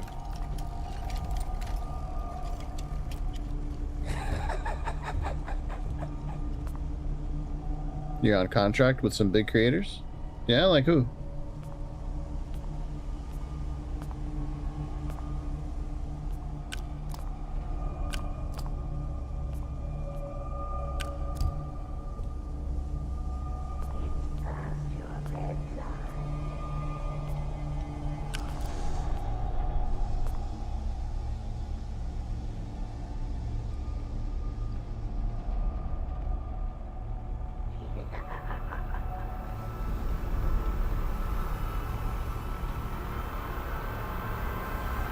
I think we turned that one on.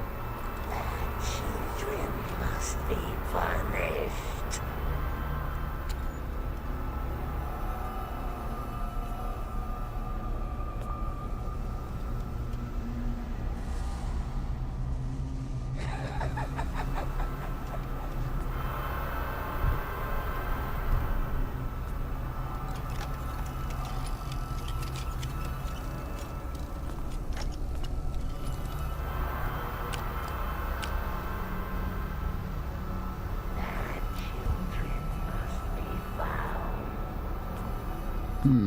Where?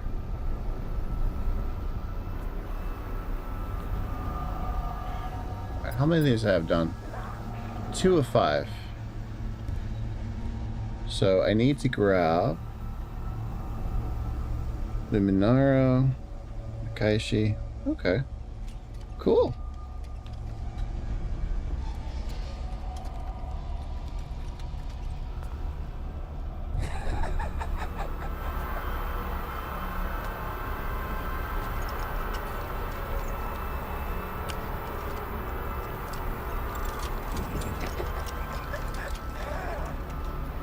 Well, believe me, if I could afford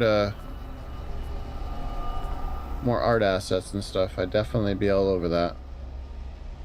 But unfortunately, I'm not exactly in the financial position to be doing that kind of stuff, which sucks. So the most I've spent so far is for this model. It was a pre-made model. I have to go that way, huh? And, you know, I like it, but yeah, I mean, it's a... Okay, we turn that one on, so we need another one over here. It's a big upgrade over my old one, that's for sure.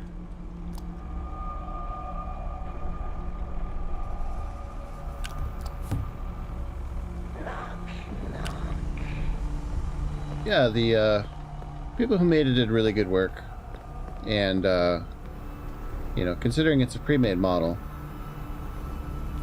and then, you know, like, I customized it as best as I could to kind of make it feel like my own thing. You know, my old model wasn't really all that expressive, so that's why I upgraded to this one.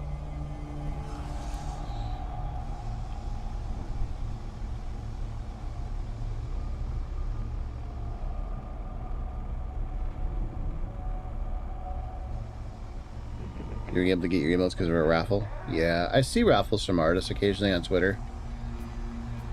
I do sometimes think about entering. I mean, free art's free art. Can't complain.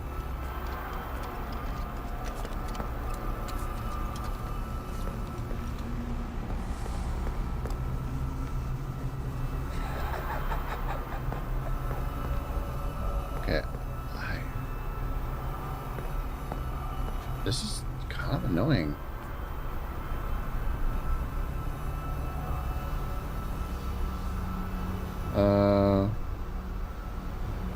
Would I like to see a recent design? Sure. You can post it in the chat. If the chat gives you, and if the bot's giving you a problem, I can fix it. Or if you have a link ready to show me, let me know and I'll just permit you in the chat.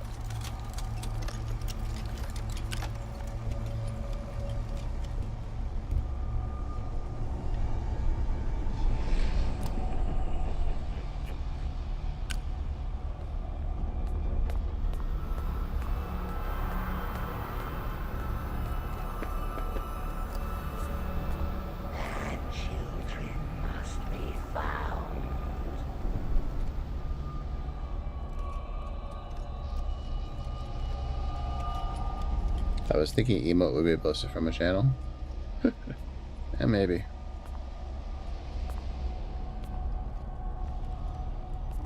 Children must be punished.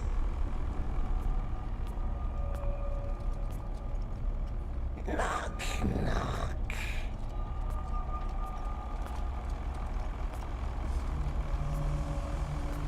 The children must be punished.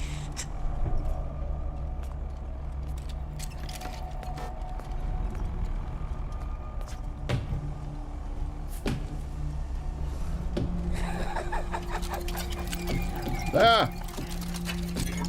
Hi. Apparently he crawls in there now. Alright, hold on a sec. Ah.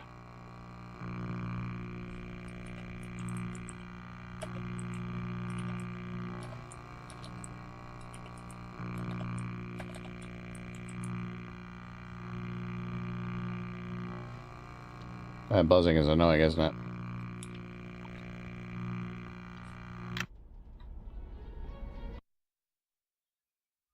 There you go. You should be able to post now. If you don't, make it work. Oh no, I gotta start all the way back here.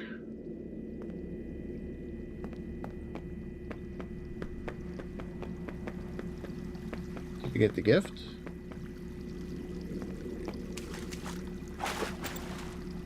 No.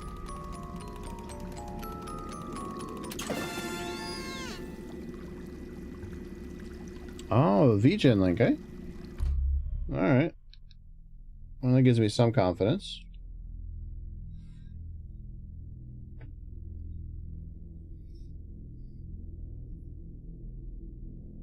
Ah.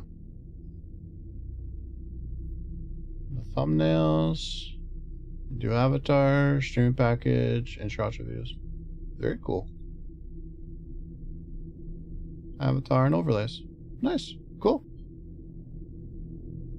I will follow that and I'll check that out.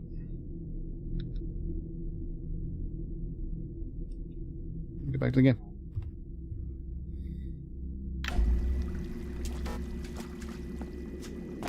Yeah, it looks nice.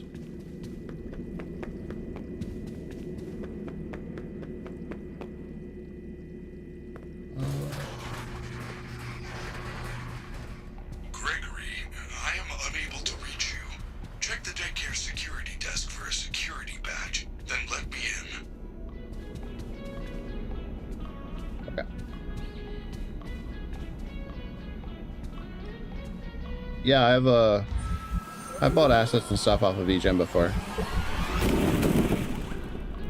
Like my little Halloween overlay here is from VGen.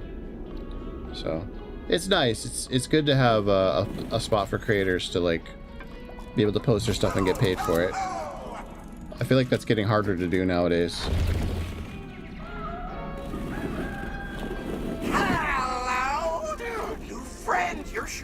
Are we having a slumber party? Where are all your friends? We can finger paint, tell stories, drink fizzy fast until our heads explode, and then stay up all night. There is only one rule. Keep the lights on. On.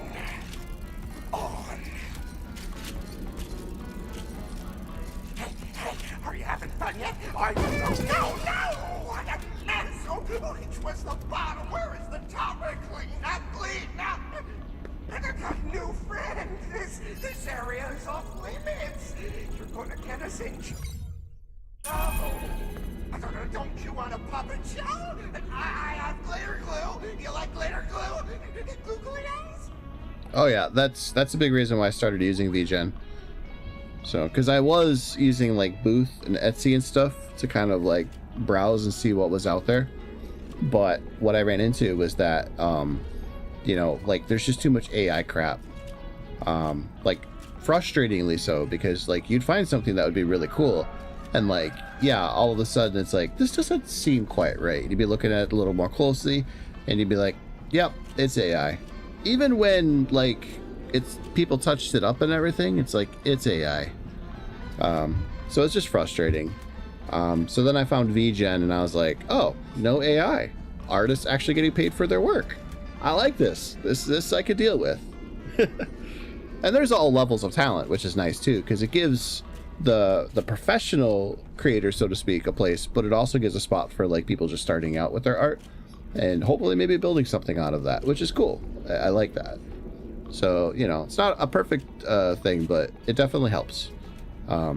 So like my my sub badges, my channel points badge, my Halloween overlays and all that kind of stuff, that came from VGen.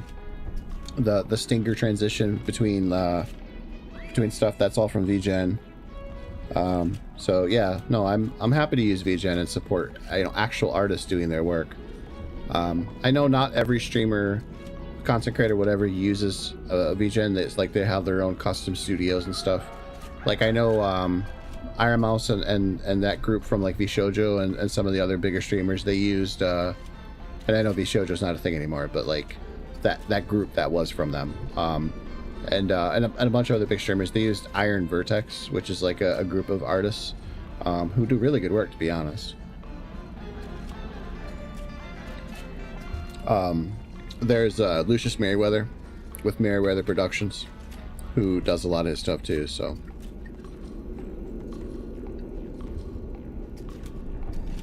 when you get free from contracts, then you'll be doing properly works on VGen and other platforms. Oh yeah, absolutely. And I mean, like, commissions is nice, but also the fact that you can shop for stuff on VGen is nice too. So if you're okay with like custom assets, I mean, yeah.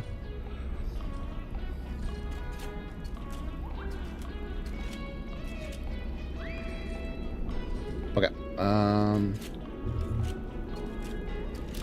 Grab the badge.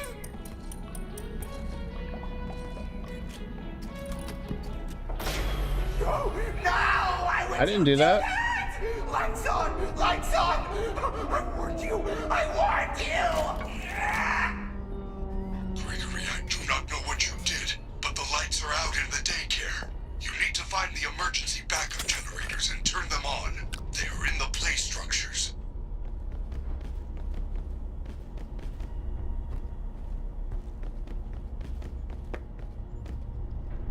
Bad children must be punished.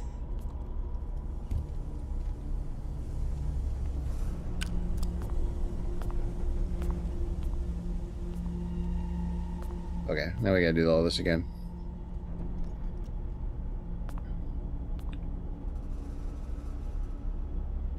They leave Iron Vertex or they love Iron Vertex?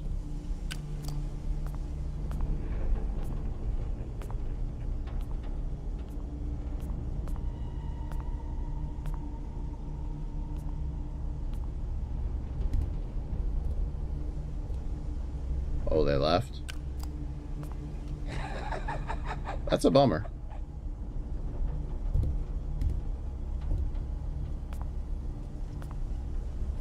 I always thought the Iron Vertex art looked really, really cool.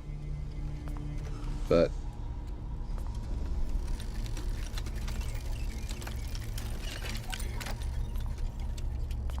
I can see people being frustrated.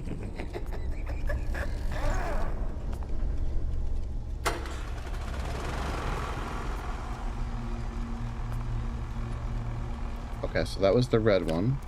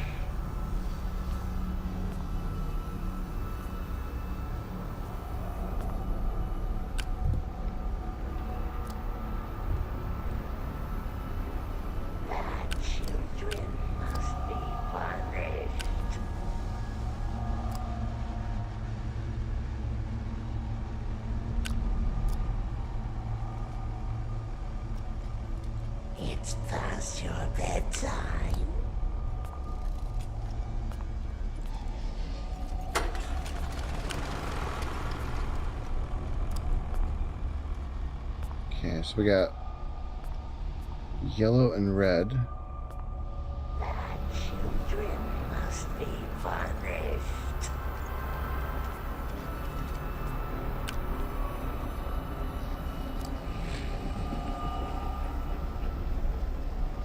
Confused.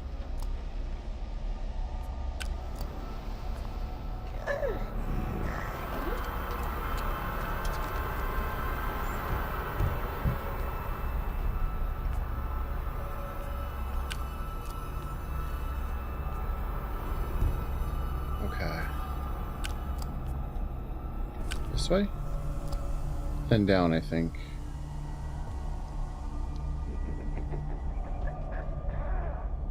Bishoujo, the helper scammers. The VTubers and Bishoujo are also scammers because they know about the donation money. Are you saying that the streamers that were in Bishoujo knew about the money scamming?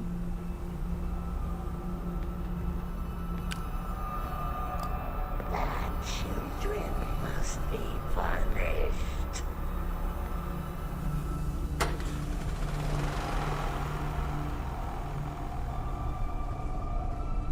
I mean, they said they didn't. And I don't think there's really any reason not to believe them.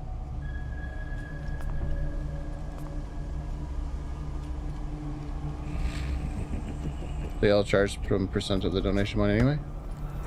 Children must be punished. That might be true, but... Nope, not that way.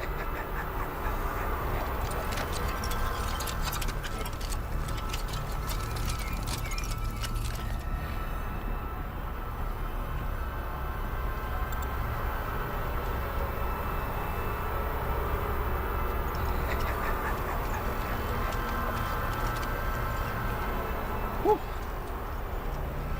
Safe.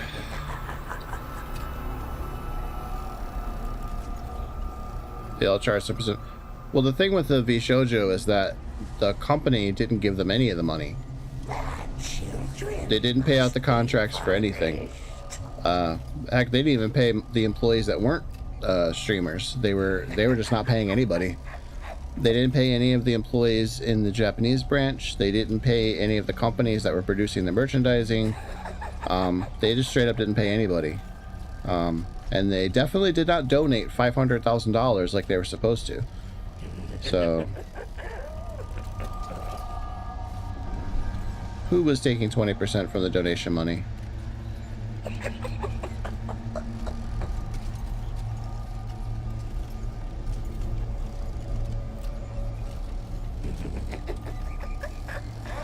One of the streamers?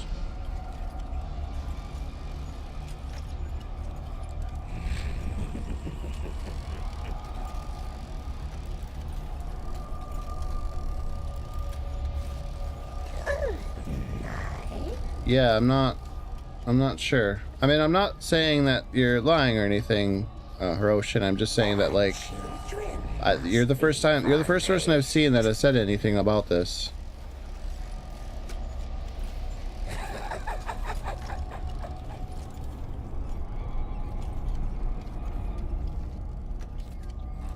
So, I mean,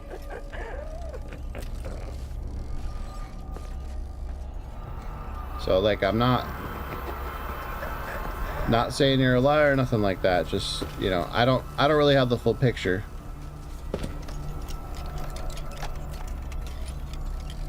Children must be punished.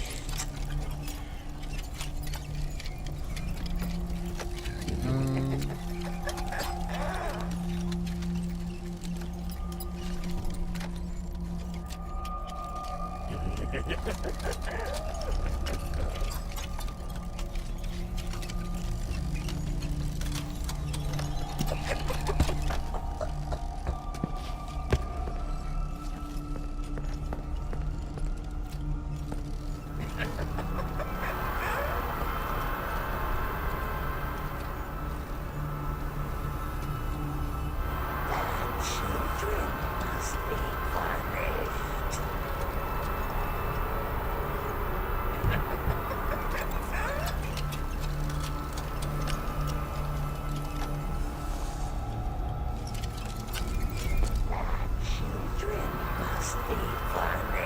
Wait, what the fuck? There's two of them.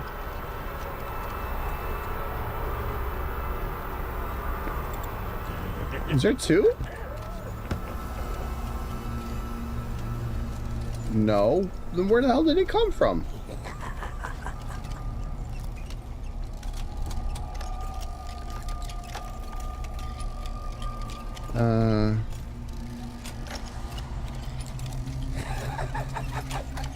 And you see that all the VTubers agree with Iron Mouse because the Vishojo didn't pay the percent from the donations.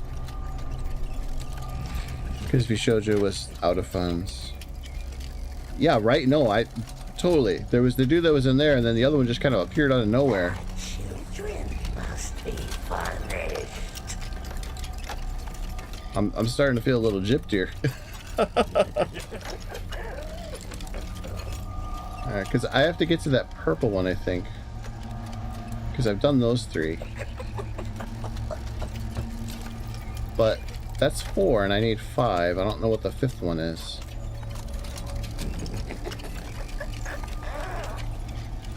Oh wait, I see.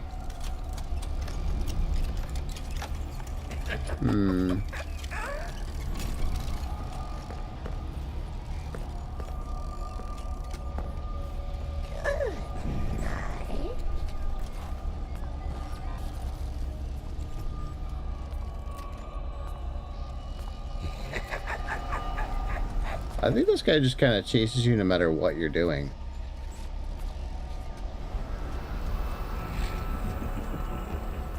And Iron Mouse plays the victim card and gets $1 million donation.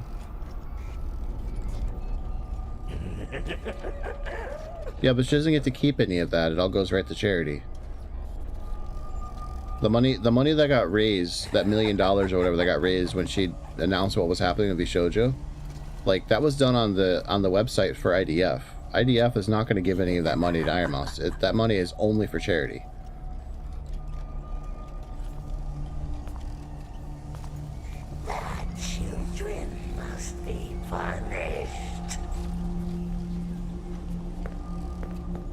So, like, I understand.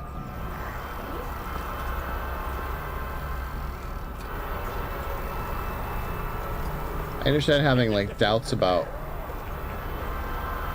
that kind of stuff, but I mean, there's just no proof.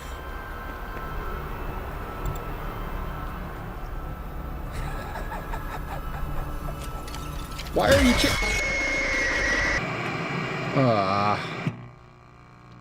bro.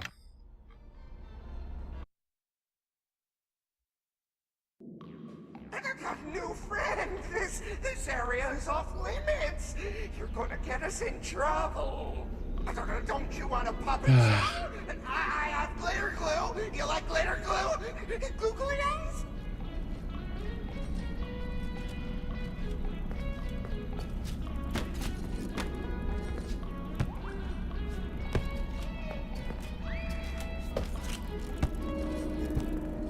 What would be nice is if I could explore this stuff in the light so I could see what I was doing before the darkness came. But this guy will immediately make you not go anywhere.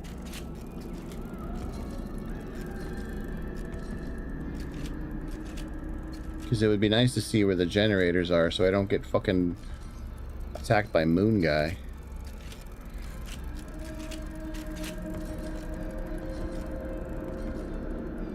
Every company owns an NGO to receive black money.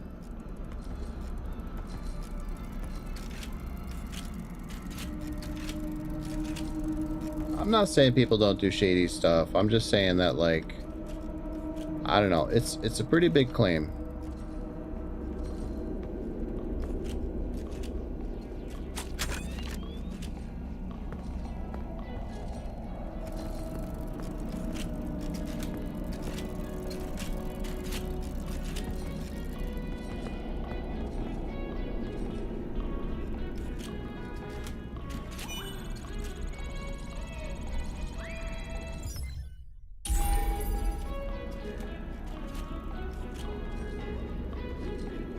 I also wonder, like, you know, is there really any point to any of this? I mean, Vishojo's gone, but it's not like the talents are really getting anything extra out of this. I mean, by going independent, like, I think they're arguably in a weaker position now because they don't have the organizing capabilities. Like, sure, Iron Mouse would be fine, but honestly, Iron Mouse could live with or without Vishojo at this point. But like Henya, she's a smaller talent compared to Iron Mouse for sure. Still big in the VTuber thing, but yeah, they do get more freedom. No argument there. But like, the thing with Vishojo is Vishojo wasn't it wasn't like Nichisanji or you know, anything like that. It was, or Hololive. It was supposed to be more of like a talent management agency. So like, think like an Actors Guild or something like that, where you have managers that help you find opportunities, and that's about it. Like, they manage the boring stuff, but everything else you do, right? Versus being like, you know, yeah, like Mythic, and that's exactly it, right? If you notice, like when they left VShojo, like Neanders and Veve and stuff like that, they joined other talent groups anyway. So arguably, like, VShojo just, I mean, whatever it was needed for, the main members of VShojo got out of it a long time ago. You know, Melody, Neanders, you know, all that, like, whatever the dirty laundry is behind the scenes, like, I'm just speaking of like a surface value thing. Like, VShojo got them where they needed to be. You know, they're all relatively successful VTubers that, you know, I'm not saying they're rich, but they've definitely made some good money doing what they're doing. So, you know, even ignoring all of the supposedly dark bad stuff, you know, like, just on the surface of what VShojo was supposed to accomplish, it accomplished it. You know, so arguably the value of VShojo to the talents that were already there front and center, VShojo needed them more than they needed VShojo. Now, on the other hand, you had the talent search that VShojo was supposed to be doing, that it was revealed that there was 3 talents that never got their time to debut. Arguably, that next generation of talents VShojo would have benefited them greatly. You know, and that's kind of the whole idea of, like, you know, Hololive or Nijisanji or anything like that, is that you have like the new generations of talent that, you know, they get their chance to be a star, you know, and then the old ones kind of get retired off to the pasture. And the only real difference in that regard was that for VShojo, they just get to kind of keep their assets and move on, whereas, like, you know, those other companies, they had like the whole idol graduation thing where you would retire your face and come back as somebody else, you know, like Henya was Pikami, you know, so or, you know, Guargura is now Saba. So I don't really think Iron Mouse needs to do that. I mean, I'm not saying, like, here's a hypothetical for you. Let's say Iron Mouse actually did steal a lot of money. Like, okay, I'm not saying it's a good thing, but like, there's no evidence to this, you know, not, at least nothing public. Maybe people know things behind the scenes, but there's no evidence of this. There's never been any evidence that she's like a malicious person at all, to be honest. The worst I've ever heard about Iron Mouse is that she has a really hard time keeping in contact with people because of the fact that her health condition kind of prevents that. So unless she's faking being sick, which that would be a huge claim, and I hope to God, you know, that never becomes a thing. You know, like, if anybody remembers early years of Twitch, there was a guy who faked being a disabled man. Like, he had a wheelchair. He made it like front and center of his stream that he was disabled, and then one day he forgot to hit the screen for his be right back, and he thought that nobody was watching him on the camera, and he got up from the wheelchair and walked away. And that was the end of his career. So I'm not saying it's impossible for these things to happen, but I mean, yeah, right? So, I mean, people do scam all the time, you know, like, Devin Nash is like a consultant who specializes in content creation. You know, he was relatively big on Twitch years ago, moved into like a consulting company, doesn't really stream on Twitch, just mostly makes YouTube videos now. But he's been talking lately about view botting. And he works with a lot of companies to determine, like, you know, the best ways to advertise on platforms like Twitch. And here, we're gonna, there, that music is driving me nuts. And it talks about like the best way to monetize, like if you're an advertiser trying to monetize on Twitch. But he was also talking about why Twitch is having an issue with advertisers walking away from the platform entirely. One of them is view botting. You know, view botting is like a huge problem on Twitch. There's estimates that, you know, almost half of Twitch's numbers are probably bots.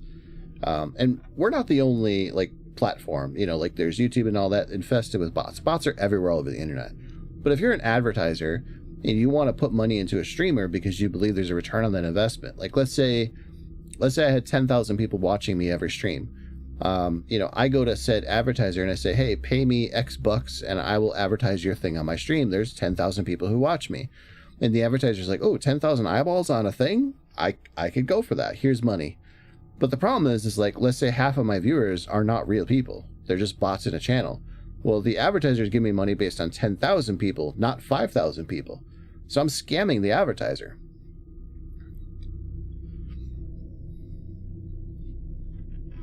So yeah, it's a problem, a huge problem. Well, in his numbers, what he was talking about was the spread of like numbers. Like, so like you would have, you know, how many types of streamers, big, small, whatever, would view bot. And of course there's the obvious ones. Like everybody knows that Fextra Life, it uses embeds to get views on their channel. Like realistically, they probably have maybe a quarter of the actual people in their channel that they do views. And that's because they're abusing how embeds work with Twitch. But the estimates are something like most of the botting is basically top streamers, which makes sense because Twitch categories reward the streamers who are at the top of categories. So like as an example, there's Five Nights at Freddy's Security Breach. How many people are in this category right now? Right? I'm probably the biggest one because when I started streaming earlier, there was like one other person streaming. And so I'm actually going to look real quick. Just to kind of see, because I'm curious now.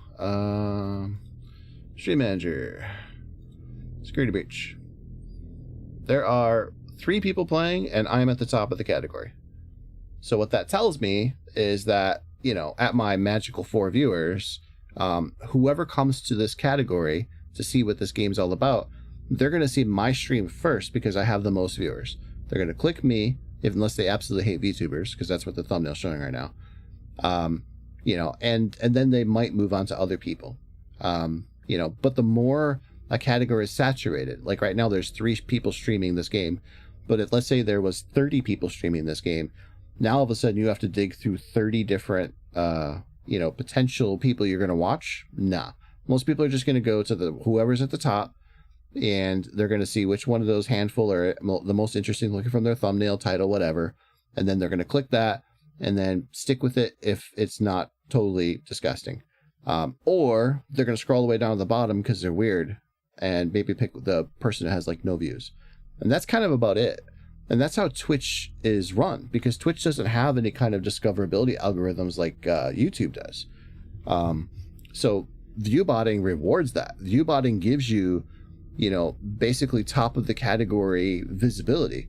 And that immediately will get you, because like the more people you have in your channel, the more people come to see what your channel is all about. It's like a feedback loop. Does that make you weird? Not really, no. To be honest, a lot of people like smaller stream numbers because they get to have more interaction with the streamer. Like if you're a 30,000, you know, viewer streamer, you're probably not reading your chat that much, if at all, because you can't even keep up with it. There's so many people in your chat. Like, do you honestly think that Kai Cenat's reading all of the people in his chat? Probably not. You know, like he might pick out a phrase or two that kind of pops in his eye, but he's probably not reading anybody in that chat channel. Like there is no interaction happening in Kai Cenat's stream, you know, not on like a one-to-one like kind of level, you know, like he's probably just getting like he's probably using Chatterino or whatever, which helps him kind of see people doing shout outs at him. you know, things like that. But like for the most part, unless you're donating money to that streamer somehow, you're never going to get noticed. That's the reality of being a high viewer streamer.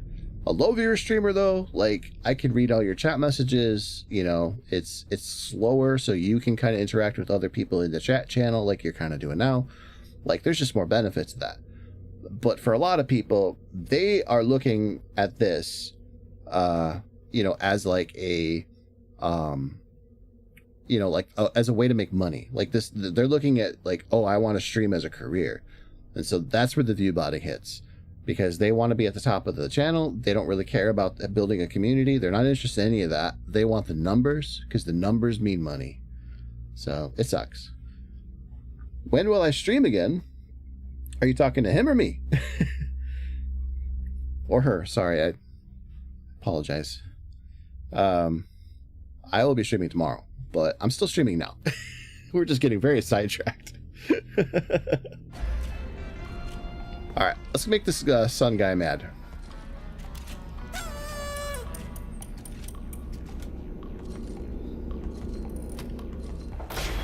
Oh, no! Why would you do that? Lights on!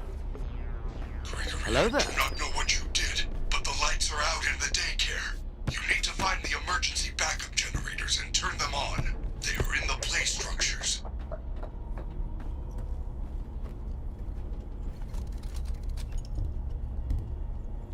Knock, knock.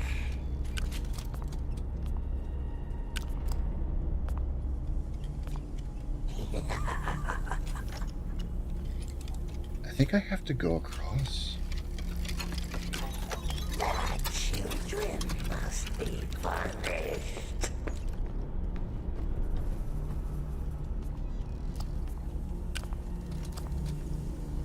I think that's the trap, is you're not supposed to be in here.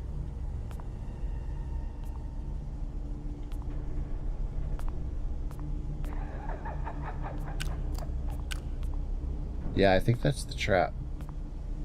Unless you can get in there.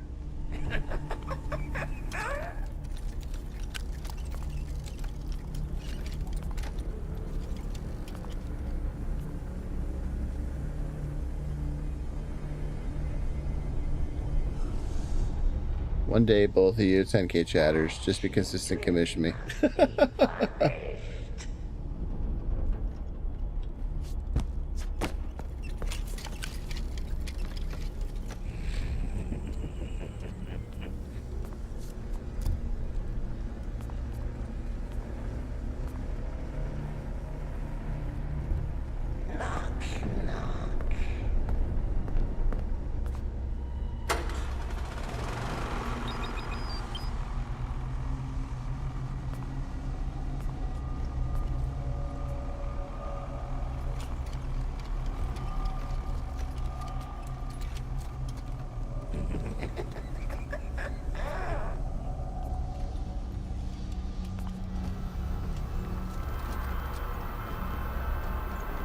How do you hide? Hide away.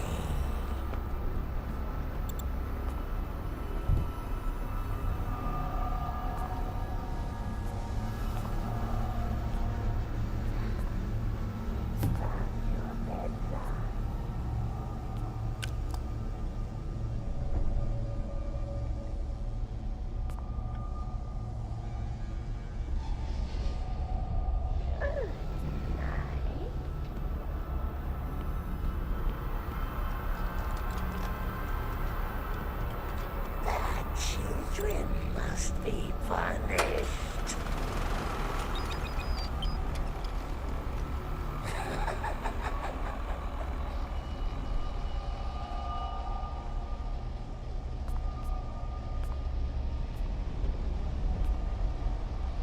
Okay.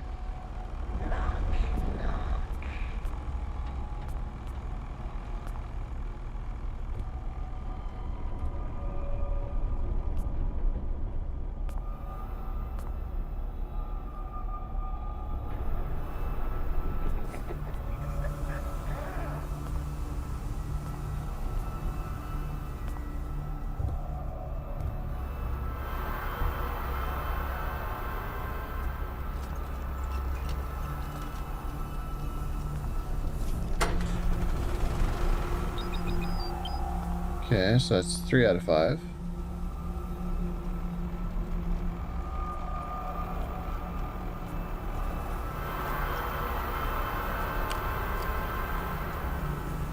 Bad children must be found.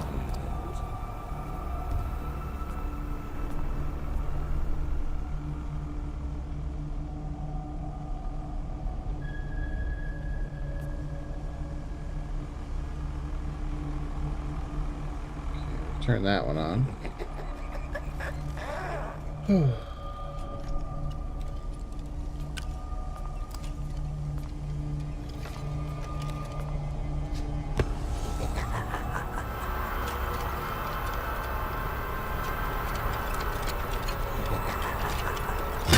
Bro! Bro! What? There was 3 of them that time!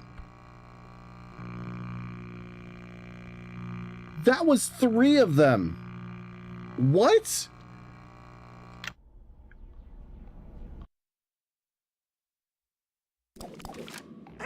New friend, this area is off limits. You're gonna get us in trouble. Don't you want a puppet show? I have glitter glue. You like glitter glue? Googly eyes?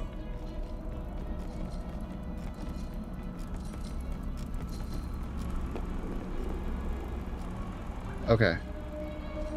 Can you come in here? You can kind of come in here. Alright, so we got one here. And the way to that one is...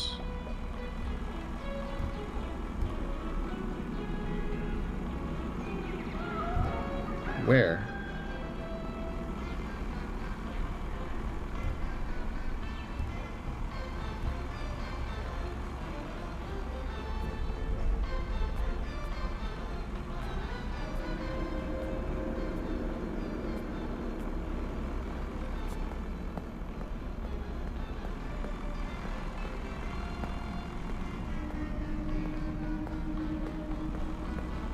Oh.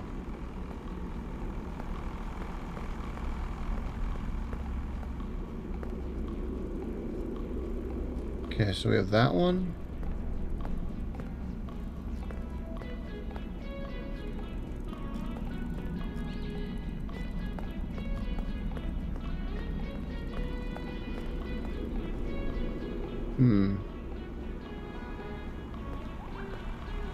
Are you talking to me?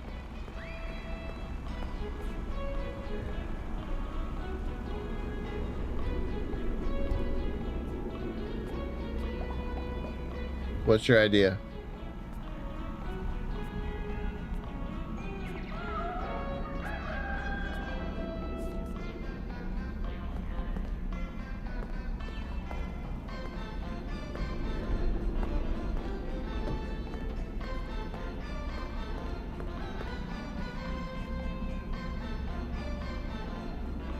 Yeah, I'm genuinely, like, I don't understand. I'm not bugged, right? Like,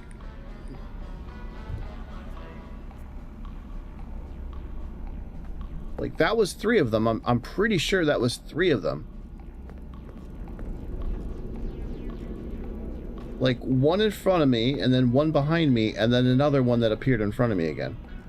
So the only thing I can think of is that it's like a teleporting guy.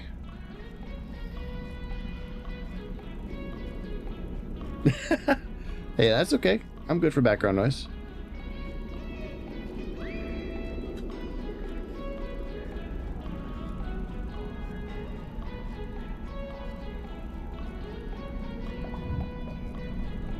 My VTuber name?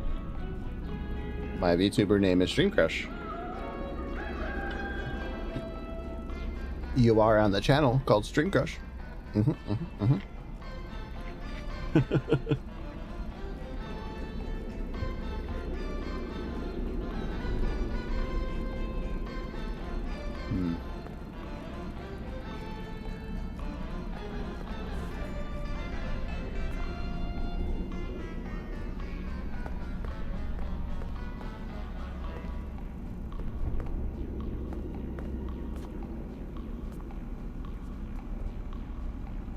Yeah, I don't know.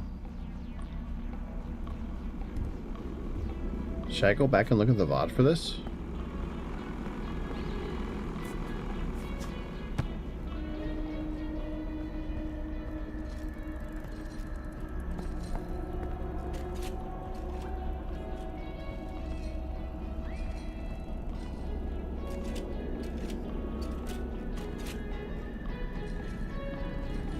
VTube you're currently using is good for the emotes, ref?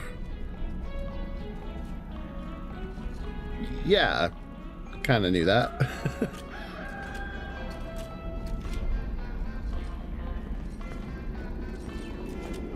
So the emote thing is a twofold problem. The first problem is emotes are kind of expensive. Looking on VGen, most people are charging like 10 bucks per emote, which is kind of pricey. I wish there was like an emote package for like 25, 30 bucks, but a lot of content creators or artists aren't doing that. And then the other issue is that even if I did commission emotes, it doesn't matter. You can't use them outside of this channel anyway. So not really worth the money, in my opinion, because the whole point of emotes, besides, you know, obviously it's cool to use them in the channel, but the whole point of emotes is that you can use them anywhere. And I'm not affiliate yet, so it kind of doesn't do any good. Yeah, for the static, I didn't really find any like cheaper emotes.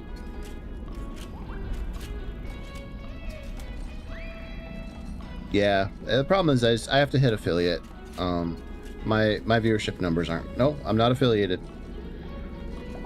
Twitch introduced, after TwitchCon last a couple months ago, they introduced a new tier. So if you've hit certain metrics, you're like a step above the unaffiliated, but you're not quite affiliated. So I don't have the ability to like if somebody subscribes to me, I don't get paid by Twitch. They just hold the money. Like that kind of thing. I can use channel points, I can use bits, things like that, but I have restrictions on it. Like channel points, there's no restrictions on that, but for bits and subs, I can't use the bits for any like third-party stuff. So like any like TTS Monster and things like that, can't use bits for that. No, so I don't have the ability to use third-party TTS. I don't have the ability to like get a paycheck from Twitch every month. They just hold the money till I become an affiliate.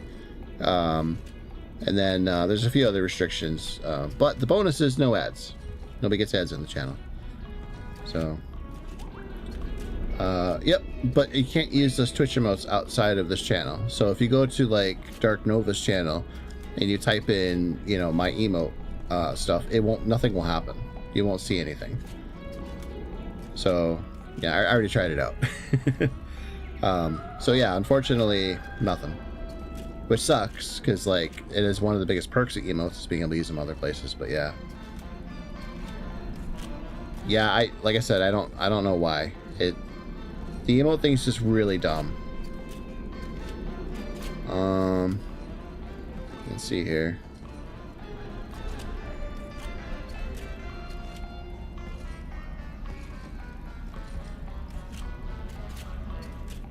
I don't even know if it shows my channel on here.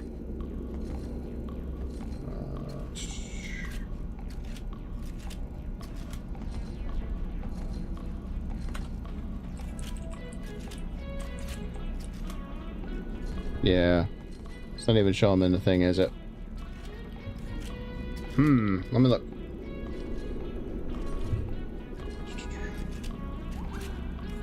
All the fun things we get to do here. Emotes. Oh, I typed it in wrong, that's why. So you get like that. There you go, yep. Those emotes. So those emotes you can use in the chat, but yeah, otherwise you can't. It's kind of dumb. So, and I have no subscriber emotes. I have no, like, I don't have any other emotes. So, just those. So.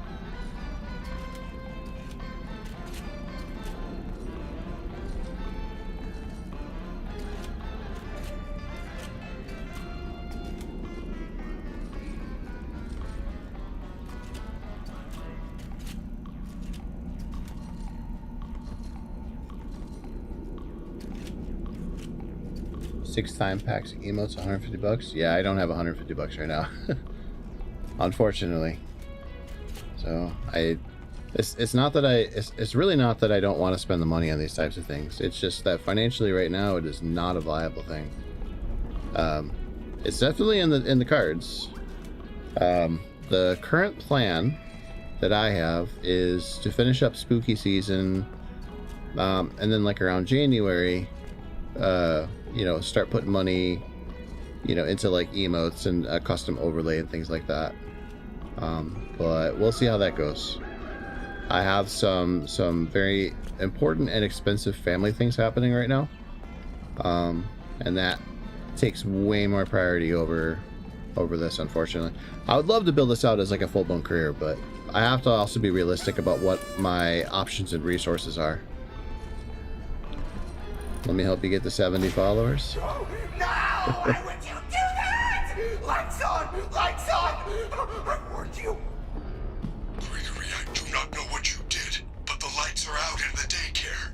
You need to find the emergency backup generators and turn them on. They are in the play structures.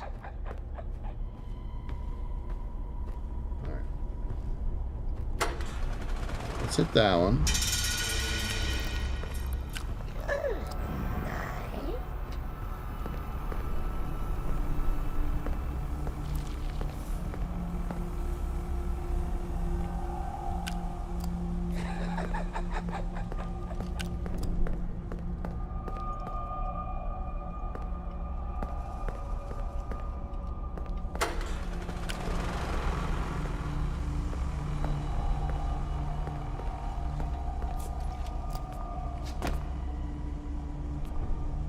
Children must be punished.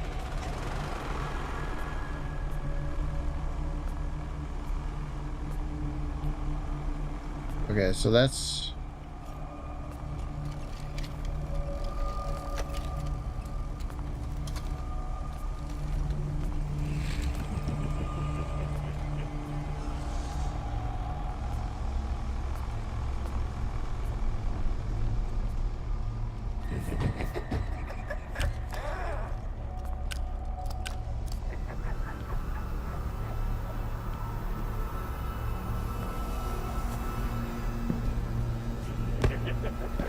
Oh, I think I know what's happening.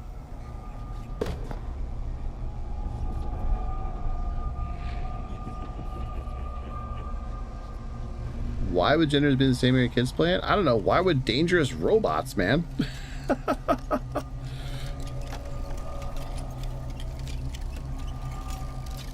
Hey, another follower, huh? Is that a bot? Must be punished.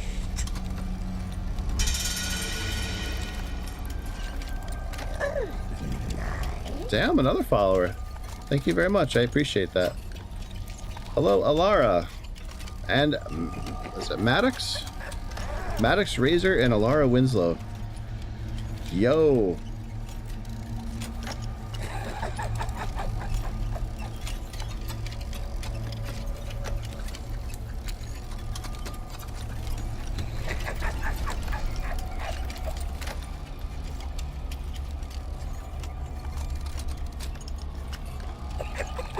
Oh, okay, okay. So technically I'm being view-botted right now, right?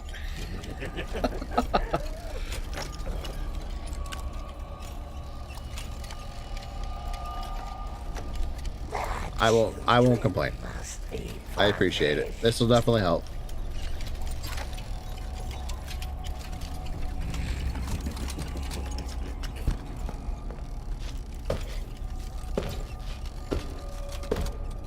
Alright, let's see here.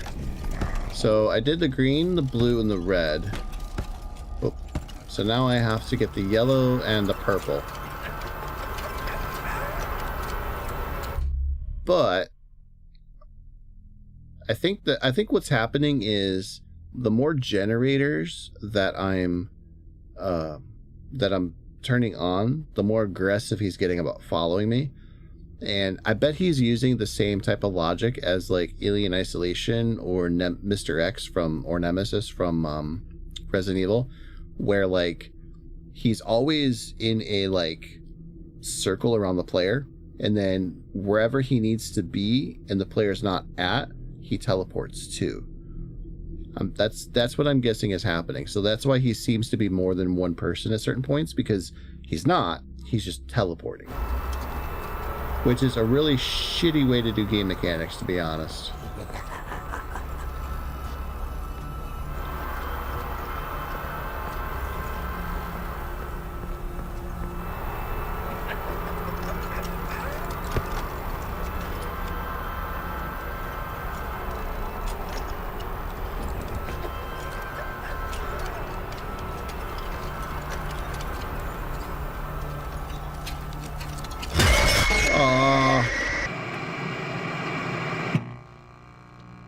Yeah, I don't like this game. This game's terrible.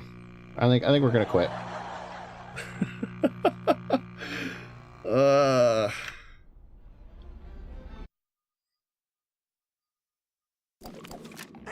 New friend, this area is off limits. You're gonna get us How am I gonna in do trouble. this? Don't you want a puppet show? I have glitter glue. You like glitter glue? Glue eyes?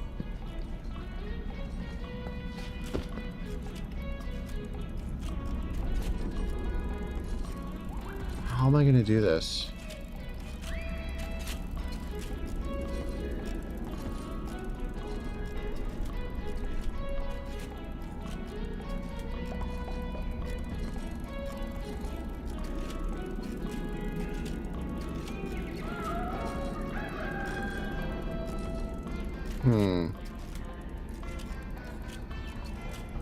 I feel like this would be the one that's the last one.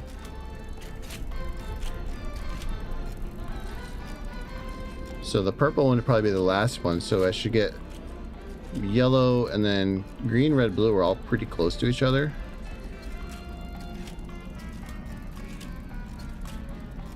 Man, if only there was a better checkpoint for this.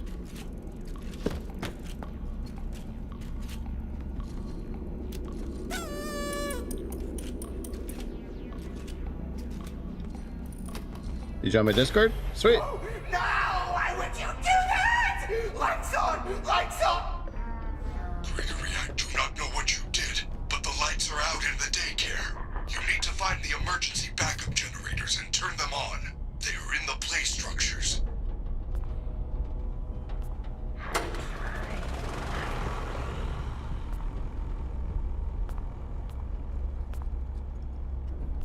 Knock, knock.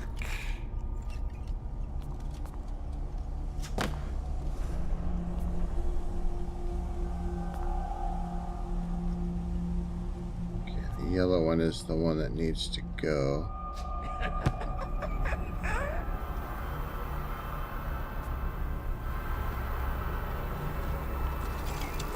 Children must be punished.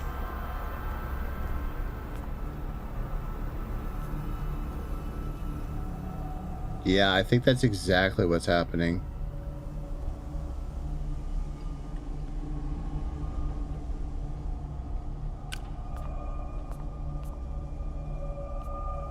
So basically, the better you do on progress, the more the game takes him off his leash.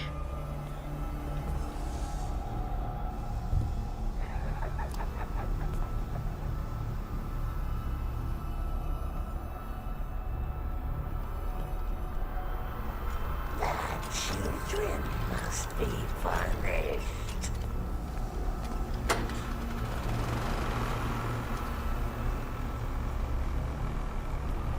Because then his eyes start glowing.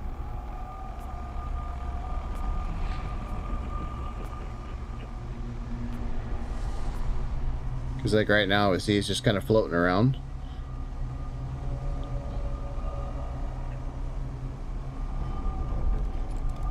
He doesn't show two, he shows him disappearing and reappearing. It's past your bedtime.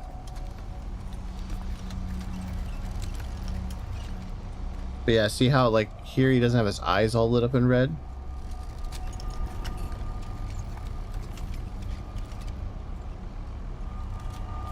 So I think that is definitely what's happening.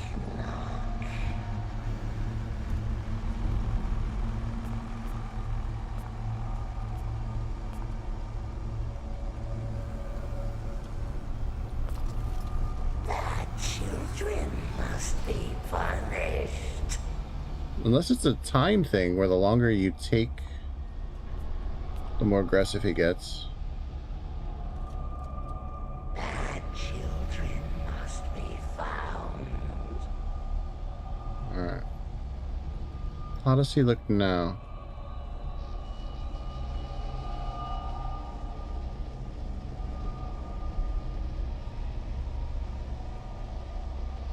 Just kind of vanished.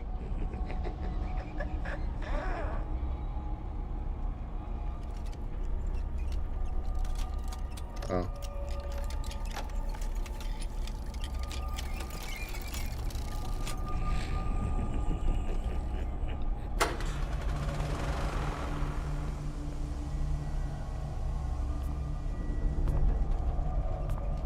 Okay, now he's... It's past your bedtime.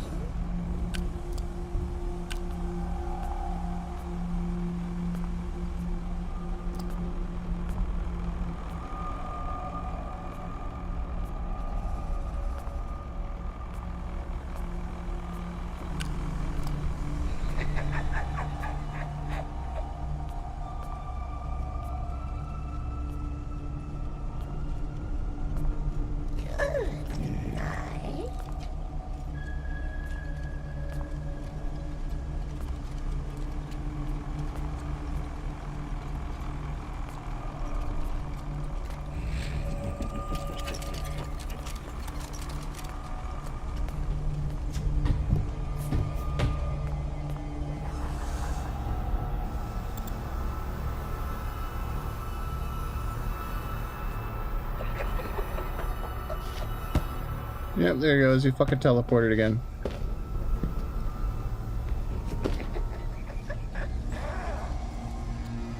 Okay.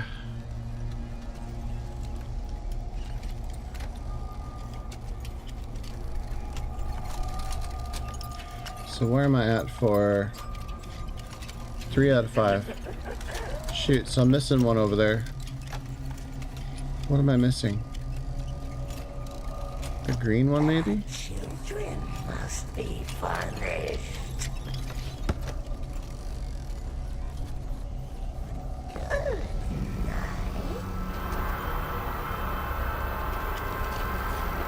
Shit, he was fast.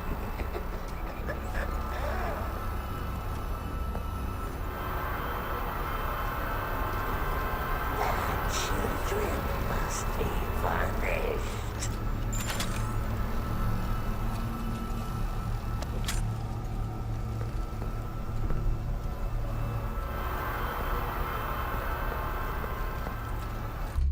I wish it would tell you which one.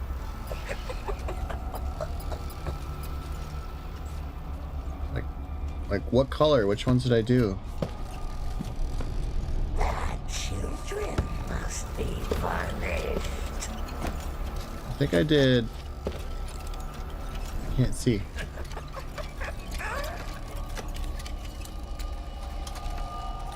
So yellow and green and red are on. I think it was blue.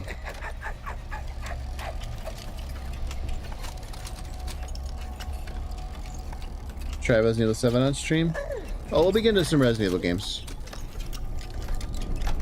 For sure. Man, I don't know where to go.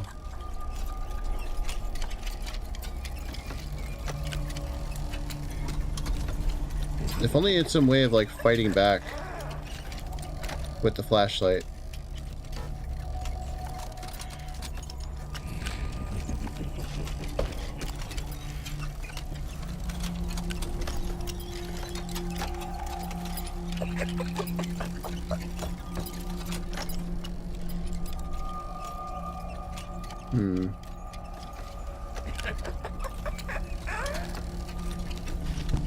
You're not funny.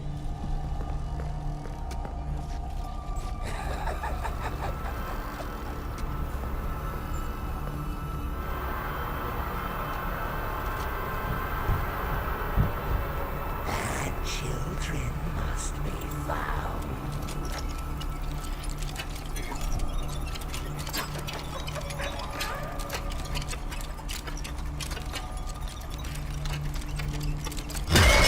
Come on!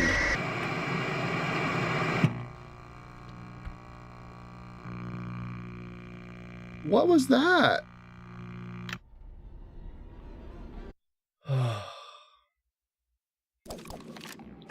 New friend, this area is off limits.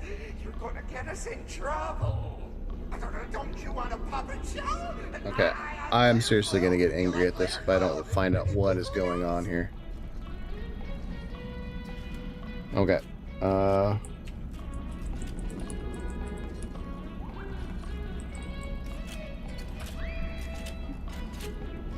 see, IGN's got a guide.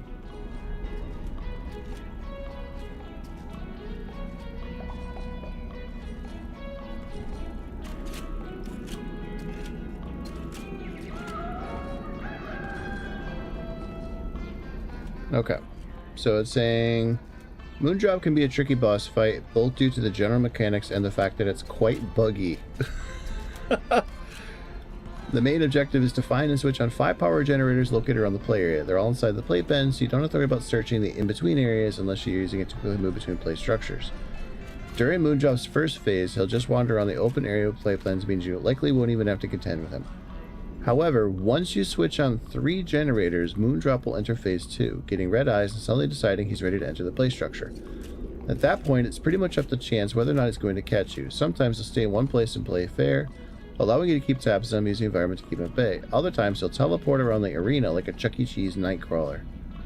Ugh, that's what's been happening to me. The best strategy is to use the first 3 generators as a planning phase. After all, Moondrop will enter the playpen until you reach your 3rd generator, giving you all the time in the world to plot your perfect run. You'll want to take out the 2 generators you hate having to find under pressure first, and then plot out the route between generators 3, 4, and 5. So with that in mind, it's good to know the general layout of the playpen and the generators. There are 3 different sections to the playpen, all of which are interconnected but can be accessed from the general play area. When looking away from the security desk at the start of the fight, you'll see the sections on the playpen on the left, the right, and in the middle.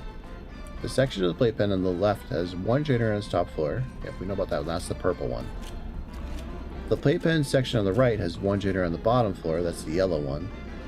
And then the middle playpen has 3 generators, 1 on the bottom floor, 2 on the top floor. Phase 2 Moondrop is actually easier to manage when it's out in the open, especially as you can buy yourself some time by knocking over the nearby cushion towers as a distraction. As a result, a good route is to switch on the generator in the playpen on the left, and the generator located through the tunnel on the top floor of the middle playpen. Then head to the generator in the top floor of the middle playpen on the blue side. Turn it on and go down to the blue side in the open. You'll want to loop around to the front of the right playpen and follow the path on the bottom floor. Okay, none of this makes any fucking sense. Can I get GPS? Where is my REM modules? What do you mean, REM?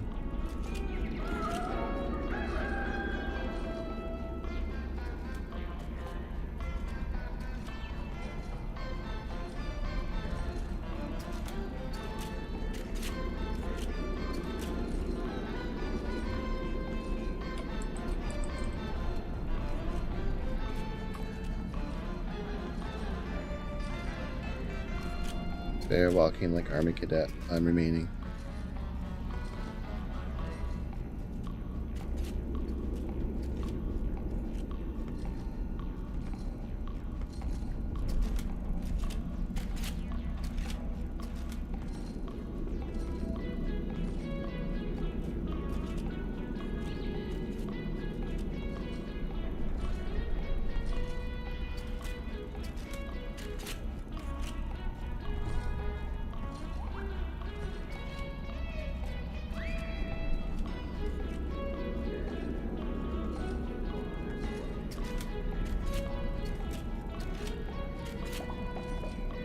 Somebody says the easiest way is to make a bunch of distractions and find a generator.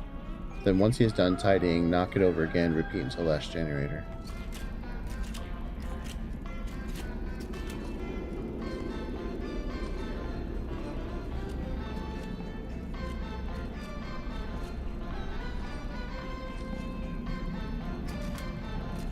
People keep saying the best way to do it is to knock them over.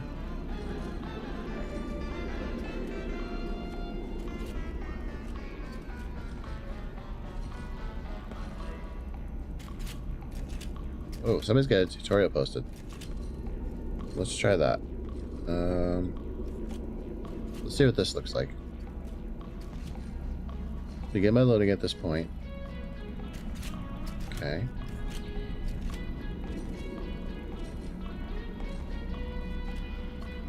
I'm going to start with a glitch I found. Knock these drums over and wait for Sundrop to clean them up.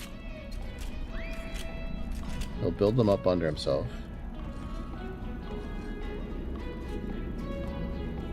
When he's done, he'll be standing on the drums. Knock them over as soon as possible.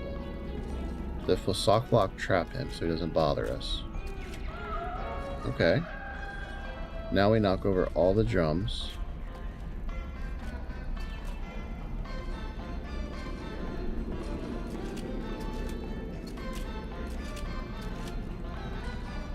Interesting. So it's basically just abuse the drums. We're knocking over all the drums so Moondrop will be distracted constantly.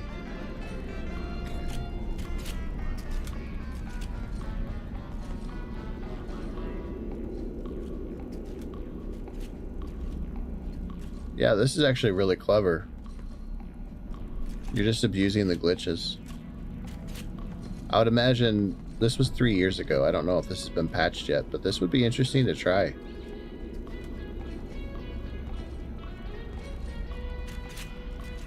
Okay, so then you grab the flashlight. Yep. And the security pass.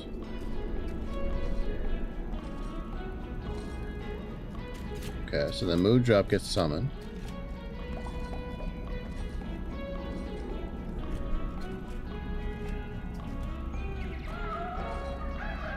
Watching this cutscene warps Moondrop into place so he won't be soft locked anymore. Okay.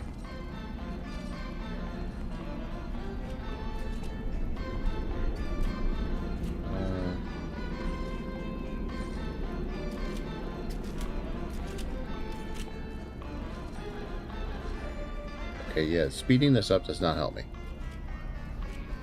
But I do have a rough idea of where all the generators are. In-game generator example, okay.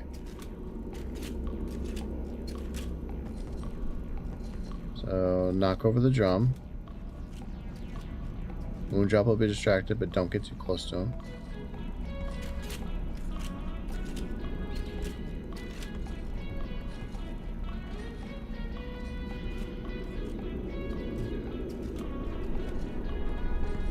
So we got the one.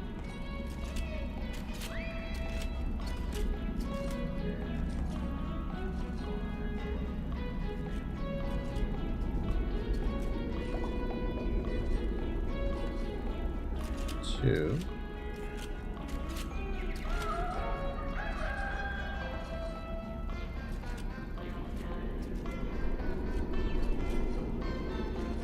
Three. Okay. So he's gonna jump out. And then okay, this is gonna be the yellow one, right?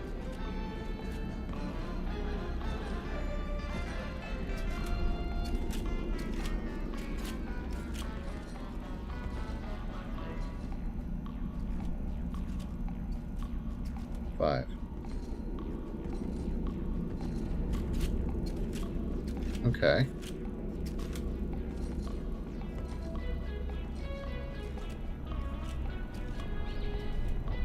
Oh, now he's going to show you the route. Okay. With like the lights on and everything.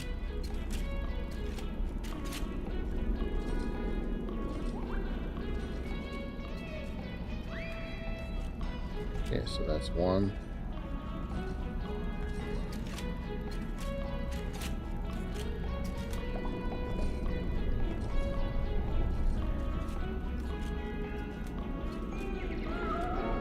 We got two.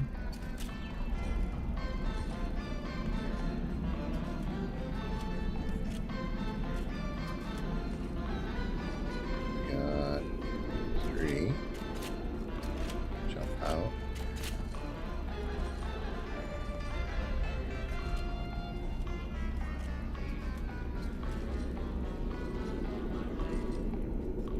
Four. Okay, that was the other one, yep.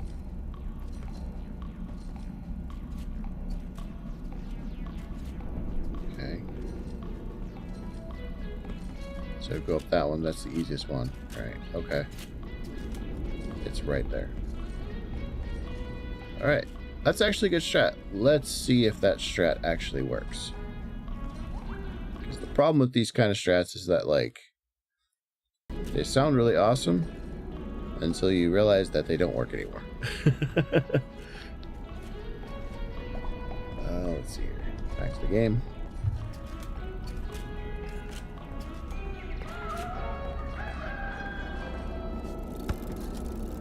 Bro.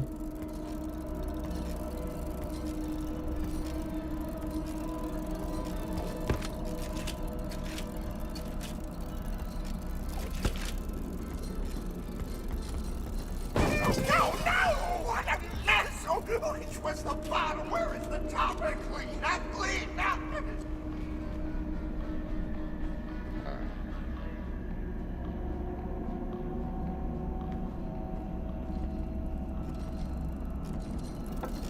Oh, what? I hit that. I hit that. Can I be your mod? I do not need a mod. No! Which was the bottom? Where is the top? And clean, not clean, not.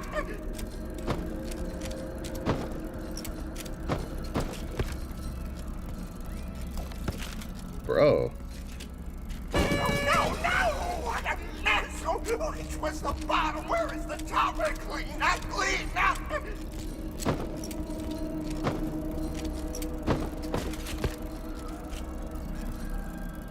The heck?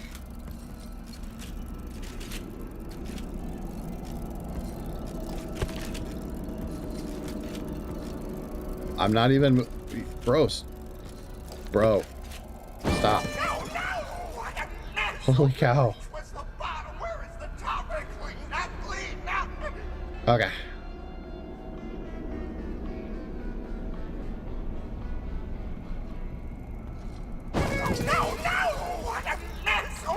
Which was the bottom? Where is the top? And clean, not He did... clean, not. Yeah, I think this got patched.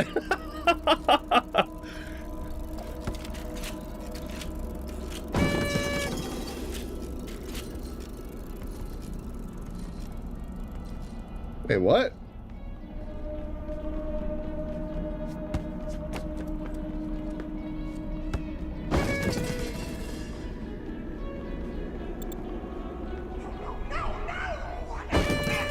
Which was the bottom? Where is the top? And clean, not clean, not.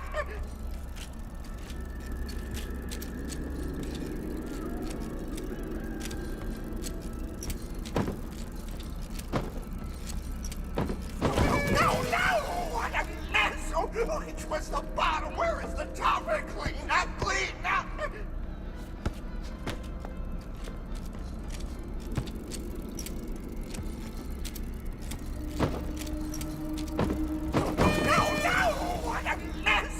Which was the bottom? Yeah, I think this got patched. Clean, not clean, not.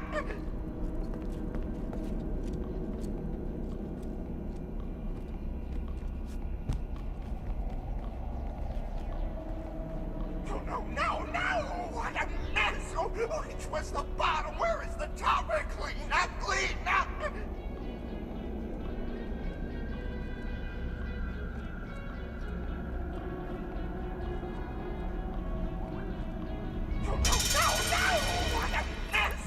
Which was the bottom? Where is the top? And clean, not clean, not. Sounds like a femboy. Hey, Funtime Foxy. Welcome to the channel. Which was the bottom? Where is the top? And clean, not clean, not.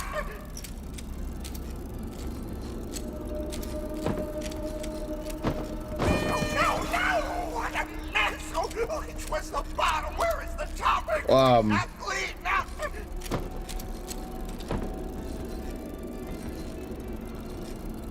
What?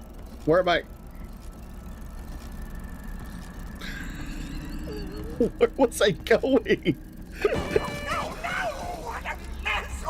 Which was the bottom? Where is the top? And clean, not clean, not.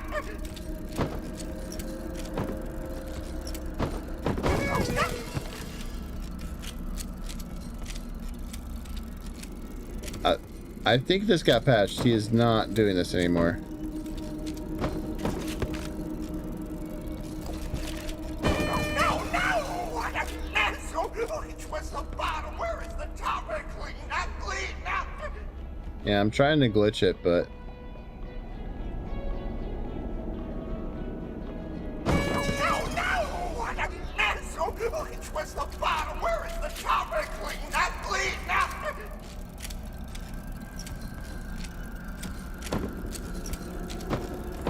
No!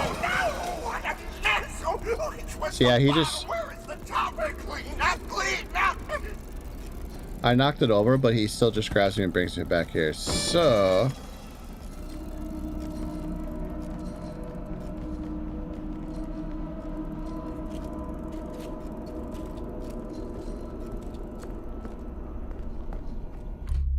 Alright. Refresh the game, you think? Let's try it.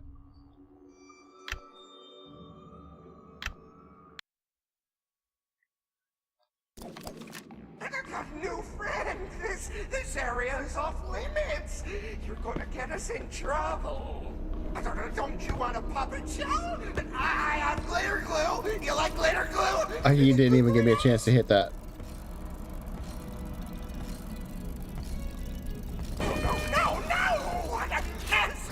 Which was the bottom? Where is the top? Clean up!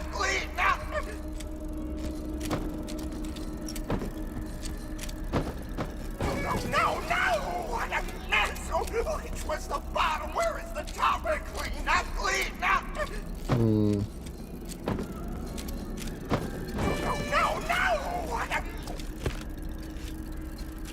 What? Why did you pick me up? I hadn't moved.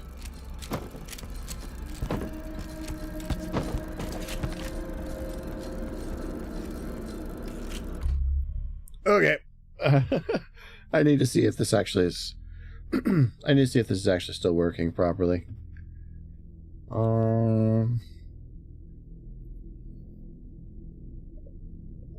Let's see here.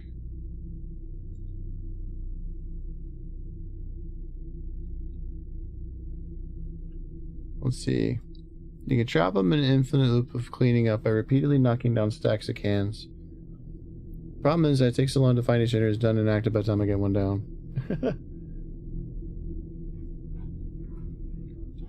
I think Moon can outrun you while crouching, but not by standing. Even if he isn't as fast, the time it takes to turn the corners and wind your way could get you killed.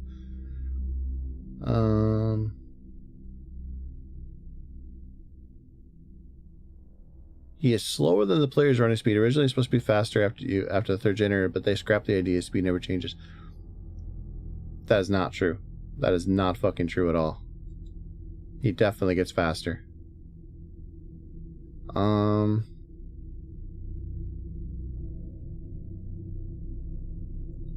Let's see here.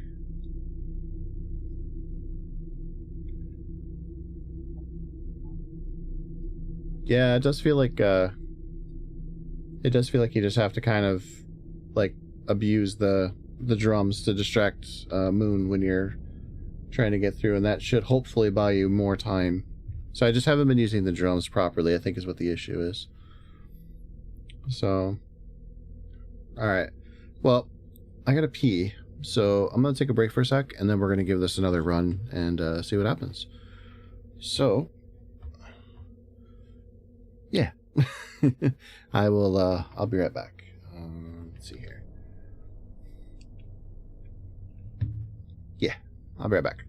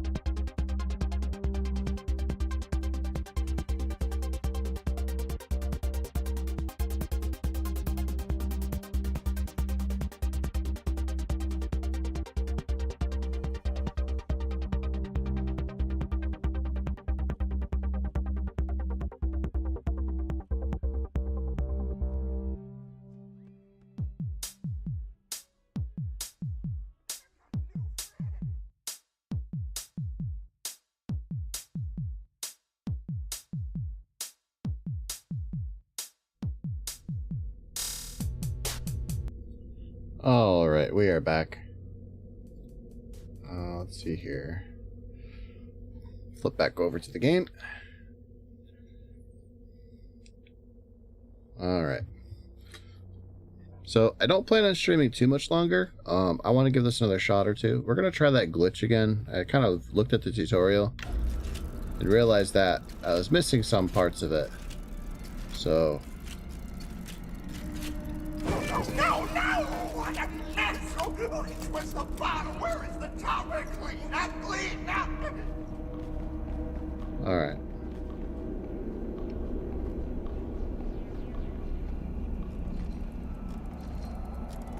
No! What a mess! Oh, it's where's the bottom? Where is the top? We're clean, not clean, now.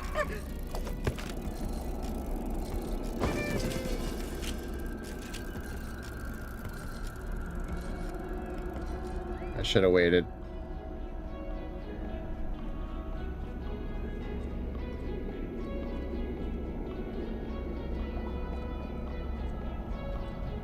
So the idea is. What a mess! Oh, it's where's the bottom? Where is the top? We're clean, not clean, now.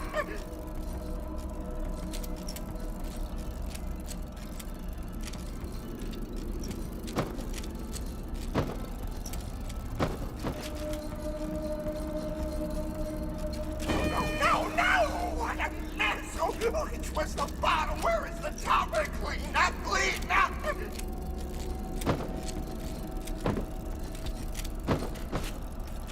No! What a mess! Oh, it's where's the bottom? Where is the top? We're clean, not clean, now.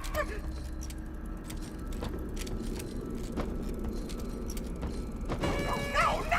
What a mess! Why was he over there doing it? Where is the top? We're clean, not clean, now.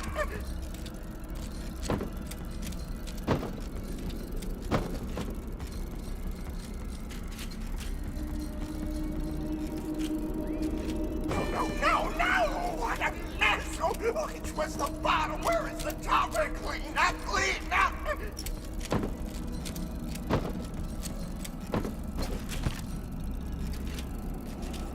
No! What a mess! Oh, it's where's the bottom? Where is the top? We're clean, not clean, now.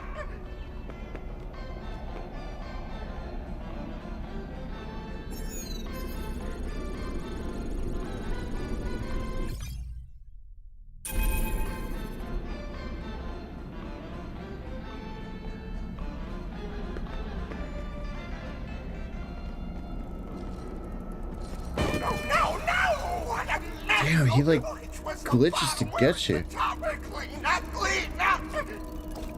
Alright, don't.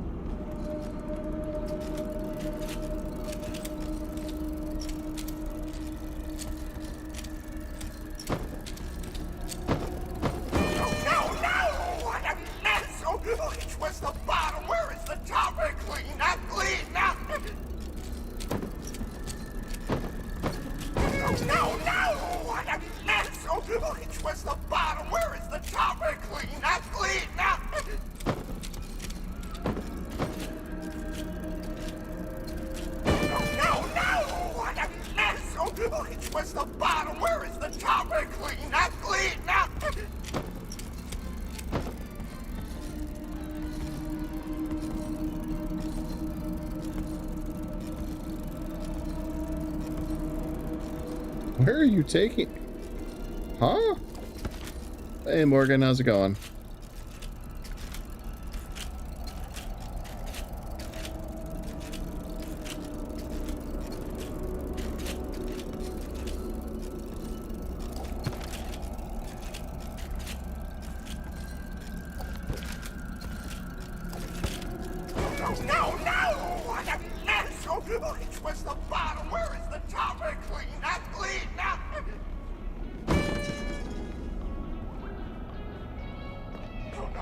Not much. What a mess! Oh, it's where's the bottom? Where is the top? We're clean, not clean, now.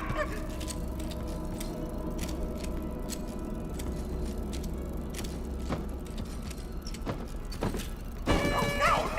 What a mess! Oh, it's Yeah, this glitch. I think this was patched. So I don't think I'll be able to glitch.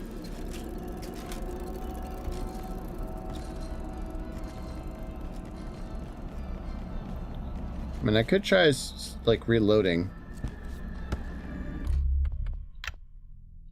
Let's try that.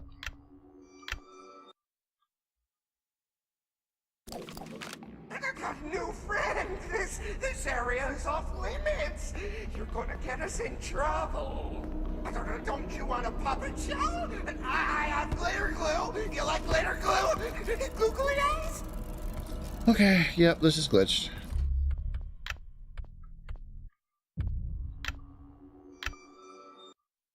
Alright. New friend, this area is off limits. You're gonna get us in trouble. Don't you want a puppet show? I have glitter glue. You like glitter glue? No! Why would you do that? Lights on! Lights on! I warned you! I warned you!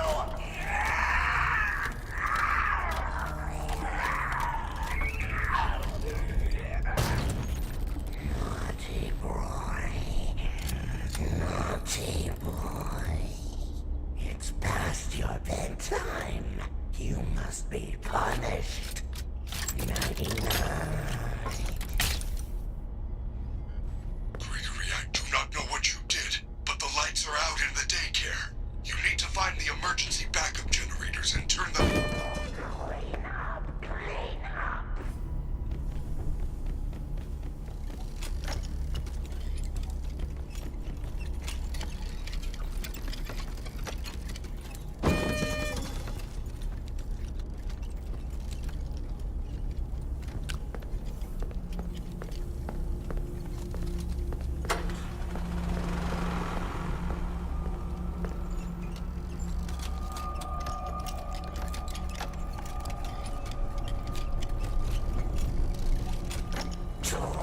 Clean up, clean up.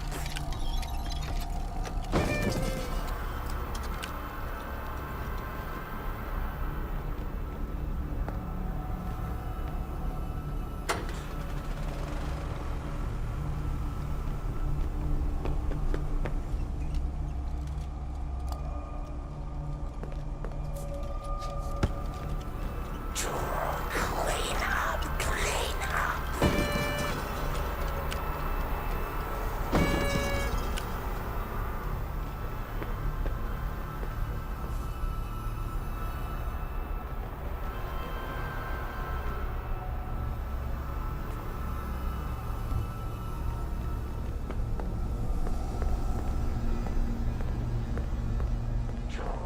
Clean up, clean up.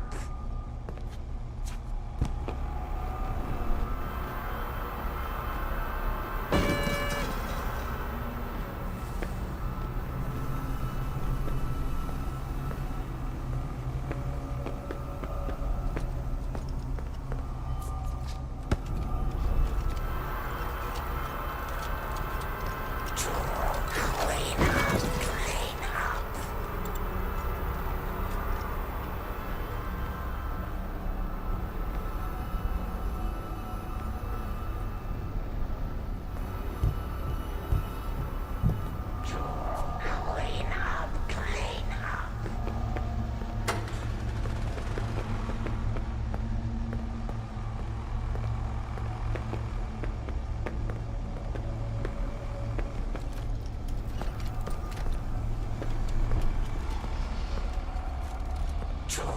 Clean up, clean up.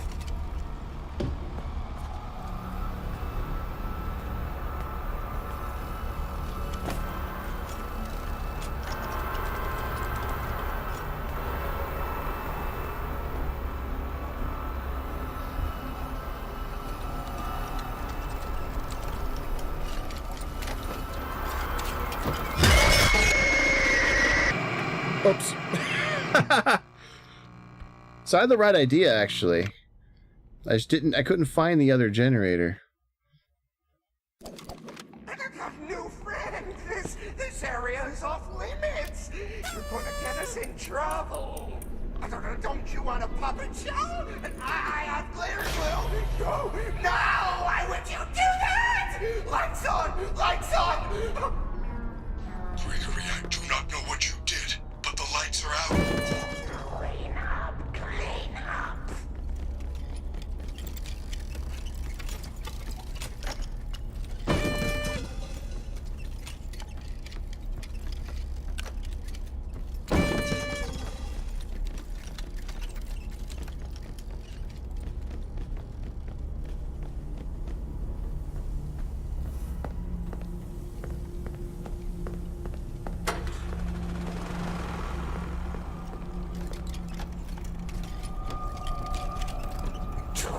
Clean up, clean up.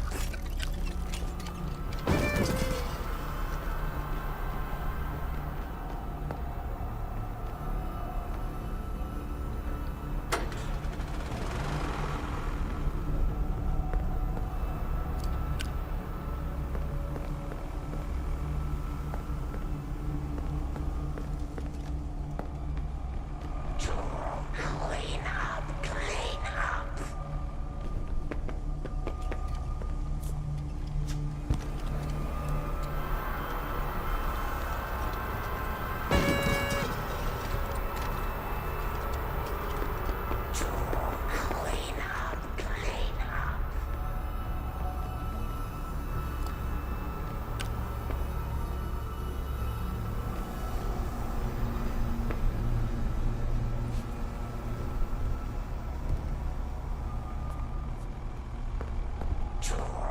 Clean up, clean up. Clean up, clean up.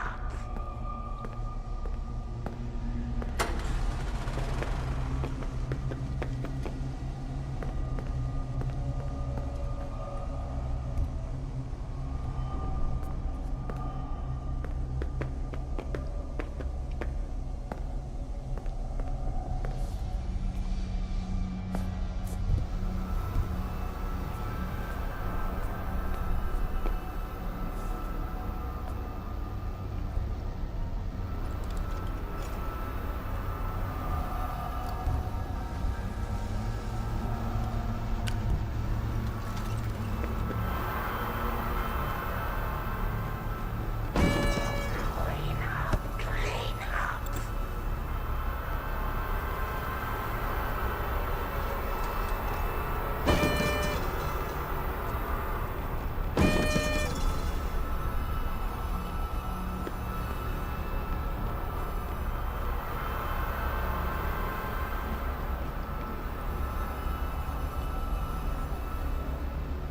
Clean up, clean up.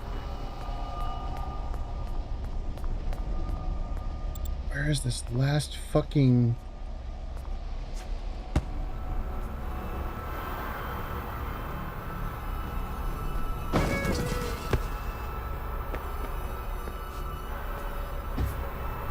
It's gotta be up this way. Clean up, clean up. Is it that one?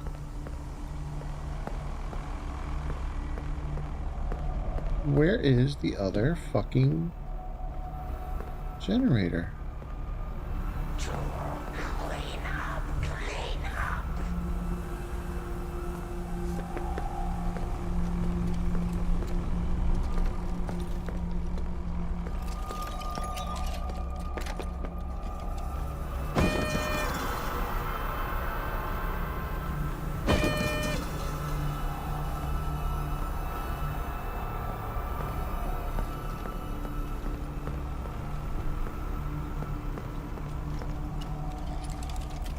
Clean up, clean up.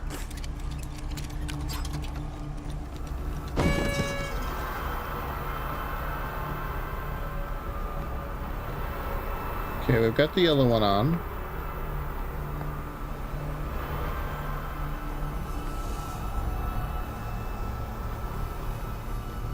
Is it the blue one? Clean up, clean up.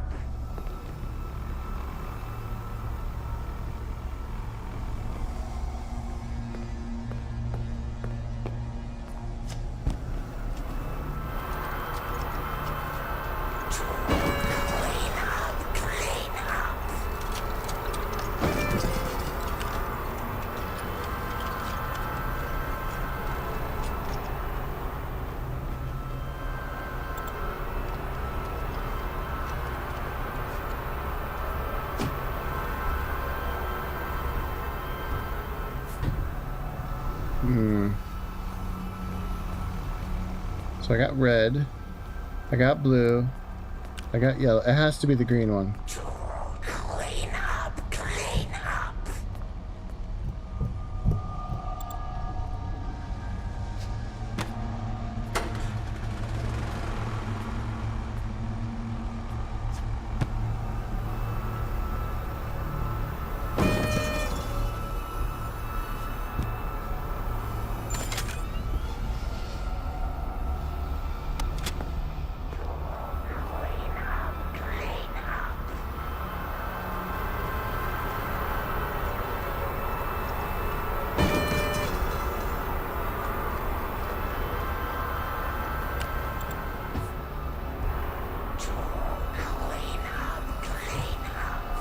Get up there. Get up there. Oh my god, I actually beat it. I actually beat it. I actually beat it. I actually beat it. Oh.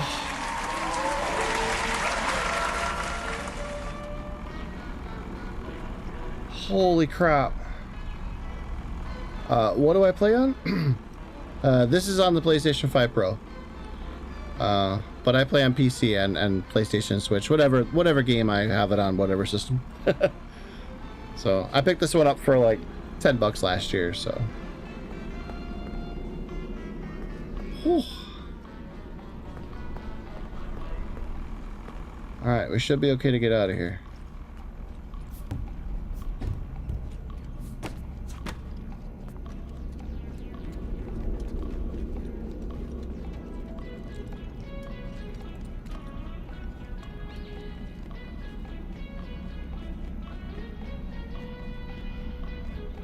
Let's save the game.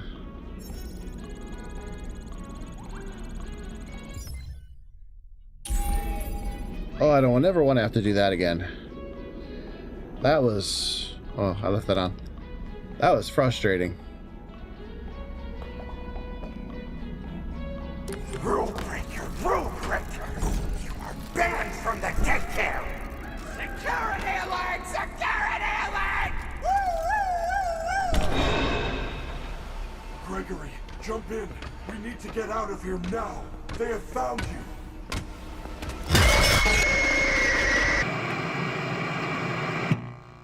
She was right there. How was I going to jump in? You know what? I think I'm good for tonight. Oh my gosh. All right. We've been streaming for almost 4 hours anyway, and I got to get up. So, yeah. I think we're going to tell PlayStation that we're good with this game for tonight. Oh my gosh. Oh my goodness. All right. Yeah. Let's put on the spooky stuff and yeah, let me shut down my PlayStation.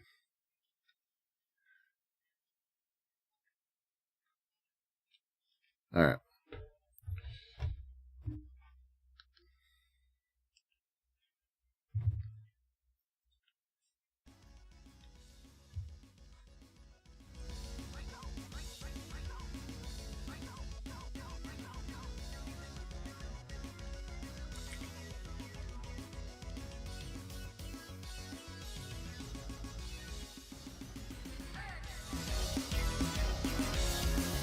Yeah, turtles.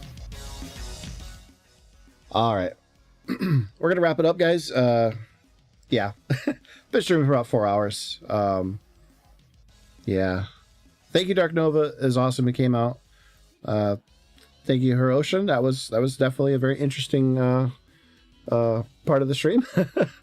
And I hope everybody had fun today. So I will be back tomorrow with more Security Breach. Yeah.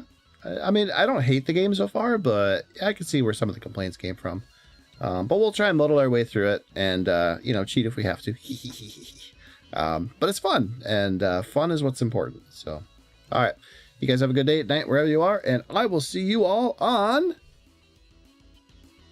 the next one. Bye-bye.